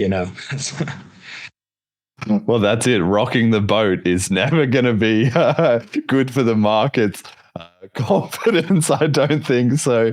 They're certainly playing with fire, because if they like we're talking about, if they do launch an alternative client and they do just try and grab some of the miners and just say, if you don't like it, fuck off, we're gonna take over the ticker, like Bitcoin Core are incompetent and all that stuff. If they try and go down that route, then that will probably not be good for the price, and then that will exaggerate the issue, because then everybody will all be piling in like, why are you screwing things up? Why are you making chaos even worse? Nothing like a bit of price declines to foment even more infighting, I would say. So I don't know, Jed, do you have a take on this? Obviously, we've been following this story on the show quite a lot. Do you think we're going to see a Taproot Wizards alt client and or OpCat by the end of this year? I don't think so, but I also think even if they did, it's going to make a lot of people salty, because you'll have the ossifiers who don't want it. And then you also have people like Moonsettler and PolyD who are working on other upgrades. And if they go, why did OpCat get accepted, but all this effort that I put into my proposals are getting rejected when they offer so much more beneficial experiences? There is no path forward that I see that doesn't result in a large chunk of people leaving. Yes. Yeah. And that's why it all comes down to community alignment, I guess, and having a vision. One final point is that I don't think that OpCat is necessarily any kind of holy grail. Like, the game plan here, roughly speaking, is they're going to get OpCat, and then that will enable this BitVM, also unproven and overcomplicated, if somewhat promising potential. And then they can have L2s, and then they can be sort of like Ethereum, but not really. And then they can somehow or another get to global reserve currency, right? That's about as shaky as the game plan is at this point. But OpCat is good. I'm in favor of OpCat. BCH has OpCat and has for many years, but it's just very telling that they're having to fight this huge battle over this one small thing. Think about how much time and effort and energy they're spending on this. It's absolutely ludicrous. And on BCH, we just implemented it because it's a good idea, but it's like one of many good ideas. You need a lot more than just, okay, we've got this change through, and therefore, so even in the case that they did get it through, I guess that would be bullish in the sense that it would set the precedent that maybe they could get more changes through, and that would be the argument from them as to, first we have to win a small battle before we win a big one. But certainly OpCat is going to be hyped up as the next Lightning Network panacea to everything, and then in reality it will fail to deliver on that as they slowly discover over several years that maybe they were barking up the wrong tree. So just another round of predictions from me there. Okay, we've got community comment of the week this week. It comes from BTC Capsule, but he was firstly replying to John Carvalho, who commented, "Me patiently waiting for the high fees to drive Lightning adoption," and that meme of Pablo Escobar from Narcos standing around waiting in prison. And then BTC Capsule replied to him and said, "The only thing gaining adoption in this high fee environment is Bitcoin Cash. We need Drive Chain before everyone figures out they only have 21 million coins and the block size war was not as intellectually honest as people think." End quote. So we've gone from the scammers that everybody hates to overnight being an imminent threat that is going to run them over unless they make some big moves. So we can really see what stage the narrative collapse is at. What did you make of this, Caesar? Yeah, I would agree with that.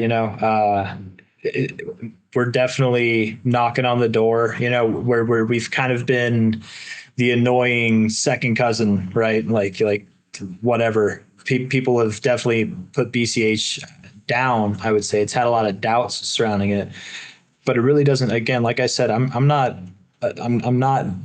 like a developer. I'm not that like intelligent as far as, or maybe not intelligent. I'm not that knowledgeable in the sense of like a lot of the things that go on whenever we talk about like stuff like that.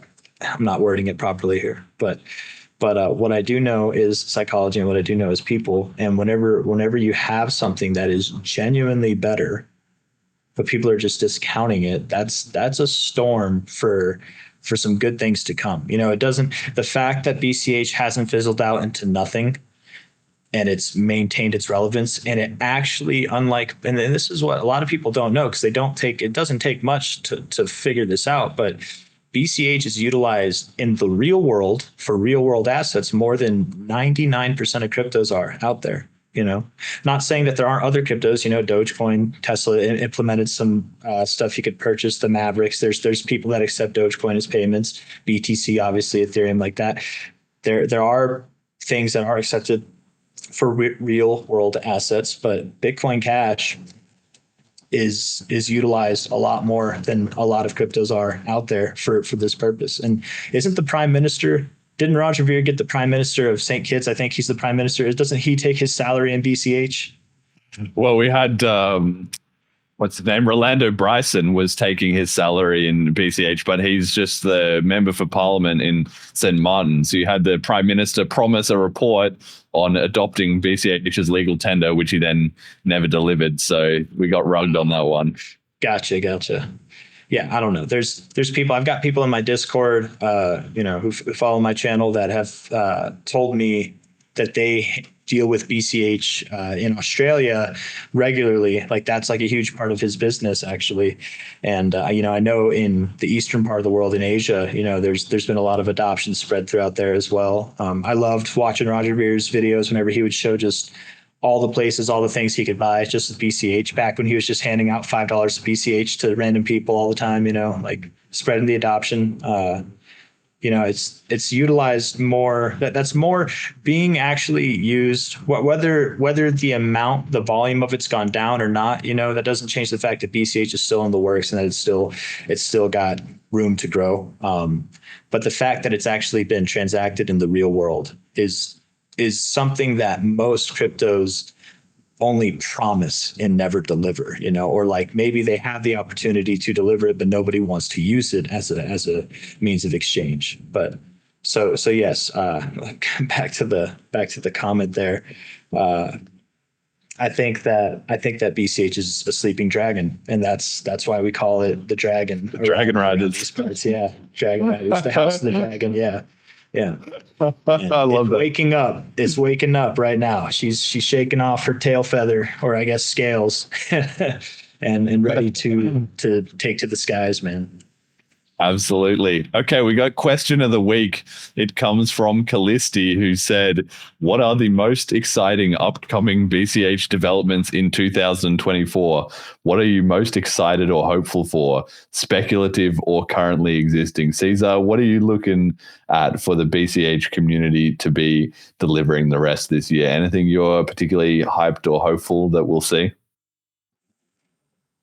I don't know. Honestly, just more adoption is always encouraged. I don't really. Again, I'm not as involved as you guys. Like I wasn't aware that I was taking you for a drive for your first time on TradingView today. There's a lot of things, and I watch a lot of your shows, and there are a lot of things that kind of go over my head, and I look into them or I don't. But I try to avoid in my side of the world, in my area of things with trading. I try to avoid the media. I'm aware of things to a certain degree, but I try not to let that affect my decisions, because I feel like if you listen to the media, that can, even if it's a good thing or even if it is a bad thing, like objectively, that doesn't have an objective impact on the charts, and it can mess with you if you let it get to you too much. So I kind of do steer away from that. But as far as what I'd be looking for BCH, other than just probably a slew of things that I'm unaware of that are going on in the background right now that most people might even be unaware with, I'd like to see more adoption. I think that's always good, being utilized in the real world and just making a name for itself, even if people still believe it's a scam, which I think a lot of people are turning their nose to that and saying, hold up now, this, there's something to this here. Just more adoption is always good. Yeah, solid. Jet, what's your take? What are you looking for in 2024? The most exciting thing for me right now, and I just saw the announcement about it this morning, not even an announcement, just a teaser, is seeing what the BCH Guru guys do for what I assume is elections predictions. And especially when we have people that have skin in the game. Like, I do love money as a signal in the whole signal to noise ratio of the world. And I want to see some monetary prediction markets for things that actually affect people's lives. And I think the Guru team has done a great job so far. But that I don't want to discount anything that I'm not aware of. There's going to be things I'm sure that come up that are going to be awesome and just exciting. And I'll talk about it when we get there. But yeah, I've been kind of outside of the developer space for Bitcoin Cash for a while. Just what I get exposed to on the podcast.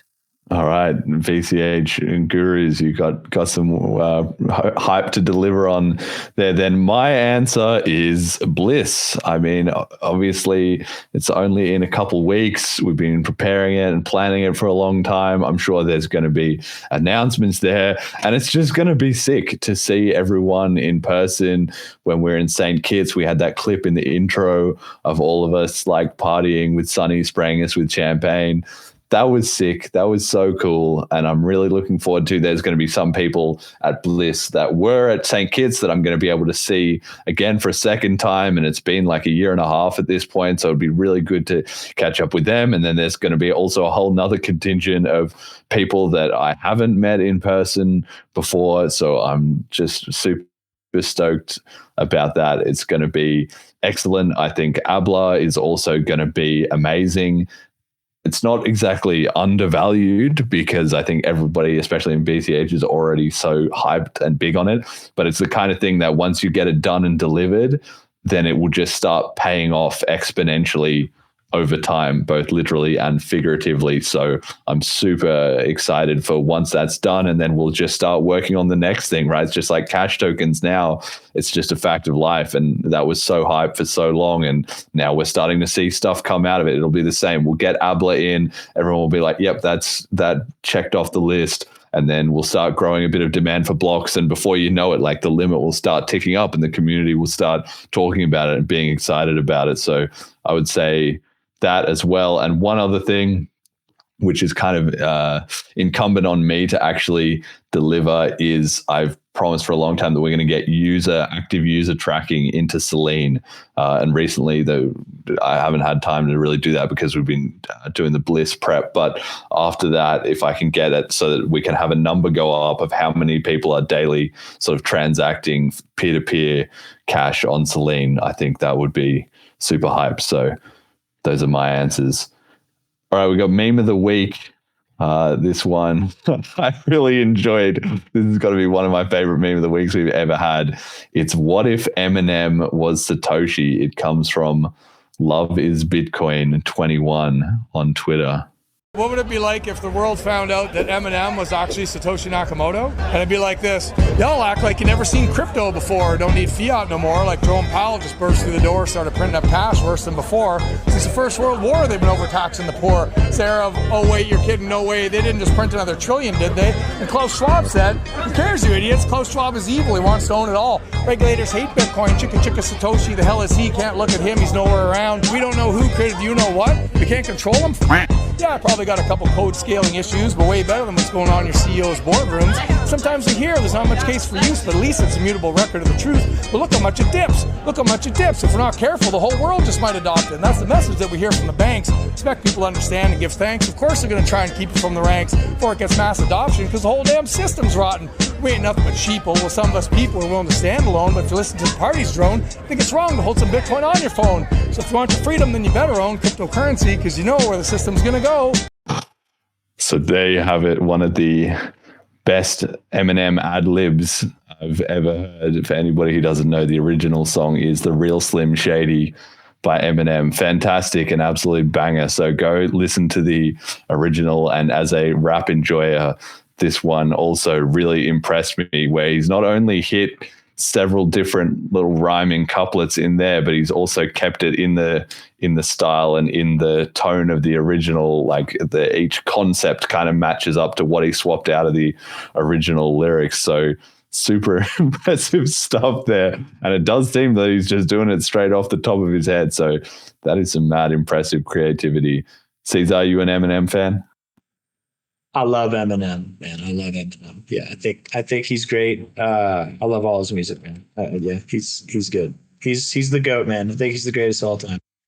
I agree with you. Hot takes starting up here, but yeah, he's the number one for me. Music just can't do any better. But I'm horribly biased on that. I don't know. It was one of my first CDs that I ever had. I had Ella Funk by the Black Eyed Peas. Then I got Good Girl Gone Bad Reloaded, Rihanna. And then the third one I got was Curtain Call, Eminem, 2005. Like that's some great albums there. If you don't know any of that music, go check it out. You're in for a treat. Some early 2000s specials right there. Okay, we got message to the community. You know how it goes. You get a chance to tell the Bitcoin Cash community what they need to hear from your point of view. What's it going to be? From my point of view, what they need to hear from my point of view. Assuming that anything that I say matters in the grand scheme of it all. I don't know. What I would say is try not to be animalistic, because there will be a bunch of people who are converting from BTC to BCH, or they might be hopping on that train, people that never gave it a chance before. Don't be the hyenas laughing at them, being like, I told you all along. Be the guiding hand that helps them along the journey, like show them, inform them, don't harass them if they're not aware. They're not going to be aware. They're not going to have been following. I've been following BCH since its inception, and I'm far from aware of even half the things that go on with it. Like people who are just now getting on it, educate them. If they have questions, don't laugh at them. Don't be a dick. Just educate them, and share what you know. And if you don't know, then why you're laughing in the first place? Like that, just because someone's on late doesn't mean, and I'm just saying this because this is the internet. I see it in my own experience, like all the time, just with various things. So don't be animalistic, be helpful. And the main reason I say that is because we're going to get a lot of traffic from from all walks of life in crypto and from new adoption as well. It's coming. This is probably the first cycle for BCH to really shine in the spotlight as far as that goes. So be welcoming. Absolutely. Co-sign that 100%.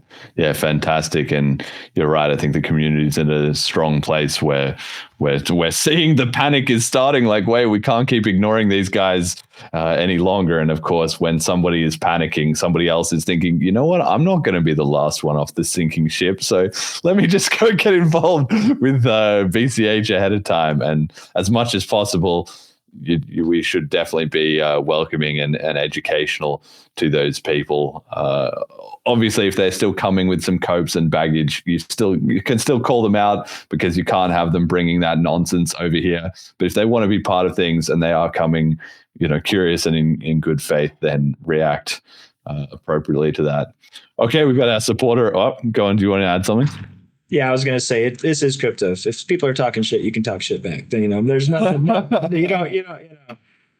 But if people are saying things that are just, maybe it's like, come on, man, are you dumb? But like, are you silly? Like, what are you saying? They probably don't know. So help them out. Help them know. Maybe they don't believe in BCH and they say something that isn't true. You can inform them, and then they might not take it. They might still insult you, but they might later, away from your face, they might reconcile it, look it up on their own, and then come back to it. And you might not ever see them again, but you might have just gotten one more person on the BCH train, which adoption, I think, is crucial to anything, obviously. So yes, talk that smack. If someone's talking smack to you, talk it back. Yeah, whatever. There's no shame in that. But if people genuinely just don't know something, that's on you to understand that, not laugh at that or tell them they're on their own. Because you can say they're on their own, but the more people that we have to adopt, the better off we all are. Yeah, exactly. Okay, our big shout out to our donators, as always, our patrons, Ricky and HP, our sponsors, General Protocols. Check out bchbull.com. You had Emergent Reasons in the chat saying BCH Bull has max 5x leverage, except USD, which is 7.77. So he was co-signing Cesar that 5x leverage should be more than enough, I imagine. Do you do any trading on BCH Bull, Cesar? I haven't been trading at all for BCH. I've wanted to, but I have a daughter. This is the first bull cycle I've had that I have a daughter. I'm taking it tremendously more seriously than I ever have in my entire life. And that also, I think, corresponds with why I started the channel. It's not, my DGen days are past me. And there are plenty of people who are day traders who they might seem like degenerates, but they actually know what they're doing, but those days are behind me. I don't, sorry, to just get back to the main point. I don't day trade BCH. I buy, and when it goes down, I buy more. And then when it's time, I will sell some. I have a plan for offloading, and I could share that if you. Well, if you want to, but yeah. Have a plan and stick to it for sure. Yeah. And this is my plan. It's not financial advice, and there are probably plenty of people who have a similar plan to this. It's a pretty basic plan, but it's to, just as I'm DCAing in dollar cost average DCA into BCH, as in I'm buying here, buying there, buying everywhere. I'm going to stop buying about a year after the BCH, or actually, no, it's about 8 months after the BCH halving. That'd be probably the last time I buy. So it's not based on price for me. It's based on time. Because I do think, based off of the cycles we've seen so far, we've probably got a year to year and a half left in this cycle, if not longer. There's a good case to be made for even longer. A lot of people think it'll be shorter. Maybe it is. And in which case the signs will be there. We'll know to change the plan. You can always change your plan. Don't hold true to it. Hold true to it. But if things that are critical change, you have to be open-minded enough to be fluid enough and make a new plan, and you might not get out at the most ideal time, but at least you can still make plays where you're still in the green and you can get out and wait for lower prices to come and DCA in on another cycle, whatever. But my plan, to just make it short and simple, is to DCA out probably starting about a year from now and then going until a year and a half from now. But I'll start DCAing out with a very small amount of money. Like if I have a whole total of 100% of my BCH, I might sell 5% 1 month, another 5% the next month, 10% as we get closer to that 6-month period, or if there are signs in the charts that suggest to me that we're going to see a more immediate sell-off, I might do larger bags. But the goal is to not buy in all at once, and the goal is to not get out all at once, because when you're dealing with a substantial amount of cash, you're not going to have an easy time selling all that. And with the amount I have in BCH, I'm assuming it'll only grow, so it's not the amount of money that I want to just market sell or like sell all in one go, even at what I have now, let alone to what it'll go to. So DCAing out, that's just kind of my plan. It's simple, it's not hard, but not based on price. I have ideas for price. I have projections for price. I hope they come true. I hope it exceeds it, but it's not about that. It's not about being right or wrong. It's about, and we do have a time limit. It's not going to be forever. So I think a year to a year and a half from now, that window will be a perfect time to get out. And maybe I won't start DCAing out in exactly a year from now. I'll as we get closer to that time, that's still a lot of time away. But for the time being, we're in accumulation mode. And basically until the end of this year, we're going to be in accumulation mode, in my opinion. Every dip is worth buying. And the risk, in my opinion, for BCH right now is low, even at these prices. Love to hear. Do you want to have a stab, at the Christmas episode? We're going to be checking in on the price predictions that people did. Being the technical analyst that you are, do you want to have a flyer stab on 25th ish of December this year? What's the price? 25th. All right. I'll tell you, I said it again, or I said it earlier. Time analysis is not my strong suit. It's a different game. You can guess the price and it'll go there, but when is the question? So BCH, I'm thinking by December 25th. Do I have to give an exact price? Or can I give? Yeah.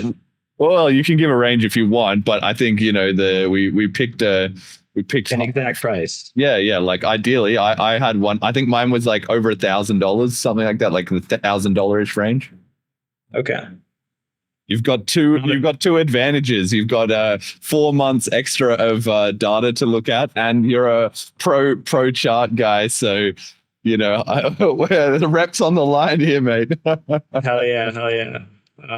Let's see. That price area you're looking at would make sense to go to about, I'd say over 1,000, but I'm going to say we'll be over by December 25th. It's hard. Okay, I'm going to give it a range, and then I'm going to give what I think. I'm going to give the number that I genuinely think. So the range is between 1,200 and 3,700. That's the range. Okay. Yeah.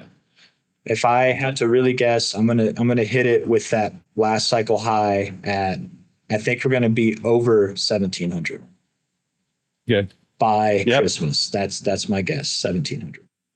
All right. So a little lower. I think Ryan said 2K on the Christmas show. So, all right, you're in there. We'll get you in there for the prediction. We'll check in at the end of the year. All right. We also got to just shout out the Flipstarter contributors: Majumali, Marcelo, Shadow of Harbinger, Molecular, BTC Fork, Adam Back, Big V, Cheap Lighting, Emergent Reasons, Imaginary Username, Yeah Beer, Brian Canacci. That's the end of this Flipstarter 4. We've delivered all our episodes, so we'll be doing another one. Probably in the run-up to or after Bliss to keep the show going for another 10 episodes. But obviously, we'll be back for that. Thank you, everybody, for tuning in. Obviously, you can check out the start guide, FAQ, and links at bitcoincashpodcast.com. If you're new to the show, listen to episode 85. Check out Selene Wallet at selene.cash. We've got some bug fixes rolling out for that, too. That's always getting better. And final shout outs. Caesar, where can people find more of you? And is there anything you want to give a special shout out to? Special shout out to my mom. Love you, Mom. Shout out to Mitch Ray, because we referenced him, a good bit on this show. I think he's got valuable insight and skills in the TA world. I've even learned from him personally. And then, not like directly, not one-on-one. I was a member of his Patreon at one point, but Eric Crown also, if anybody wants to learn TA, Eric Crown, I think, is also a good one to go through. There's Kevin Svensson. There's a bunch of technical analysts that I'm probably missing. Even as much as the BCH community might not like him, Tone Vase, I think, has bad. Yes. I think he's got skills. Not always, but he's pretty good. He's got a more conservative approach, and I think that can be good, especially for new people to kind of understand that. But take everything he says with a grain of salt. Understand that he absolutely hates BCH. So and probably just because he doesn't like Roger. Like, that's probably what it is. And that to me is just silly. But enough about that. If I had any closing statements that I wanted to make, I would just say that I do think BCH is going to go lower from here.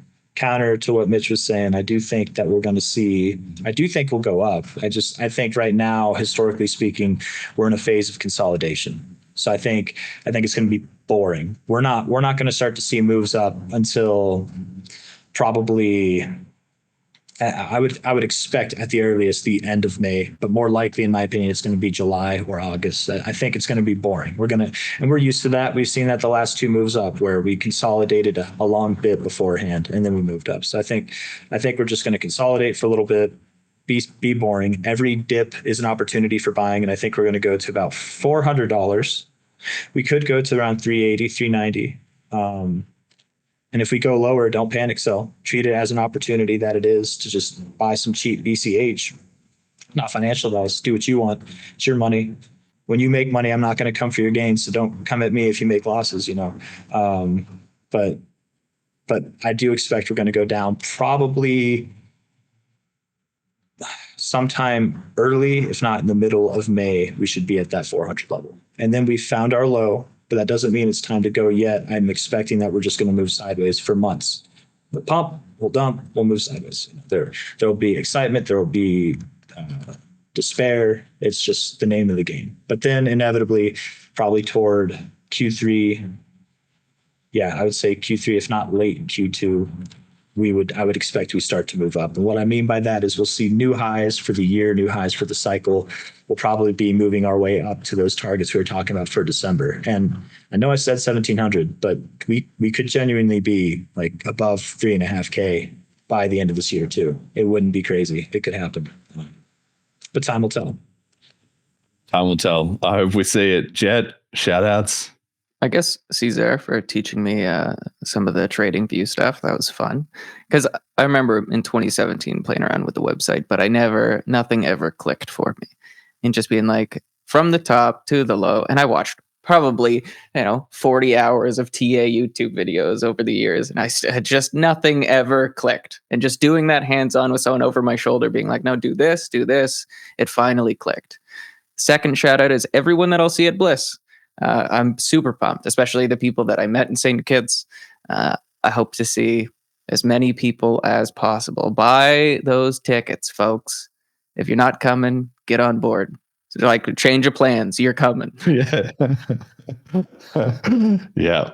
And my shout out goes to a lovely young lady called Alba, who I met last night, and I was onboarding to Celine Wallet, and it only just occurred to me now as I was thinking this shout out that obviously we had the whole Jessica Alba thing and Abla and all that. But anyway, genuinely her first name was Alba, and she was great, and I hope she listens to this episode because she's very liberty minded, and that's how we got onto this topic. So the good word of BCH getting out there on a day-by-day basis, putting in my groundwork on the fresh adopters. So hopefully she listens in and enjoys the show.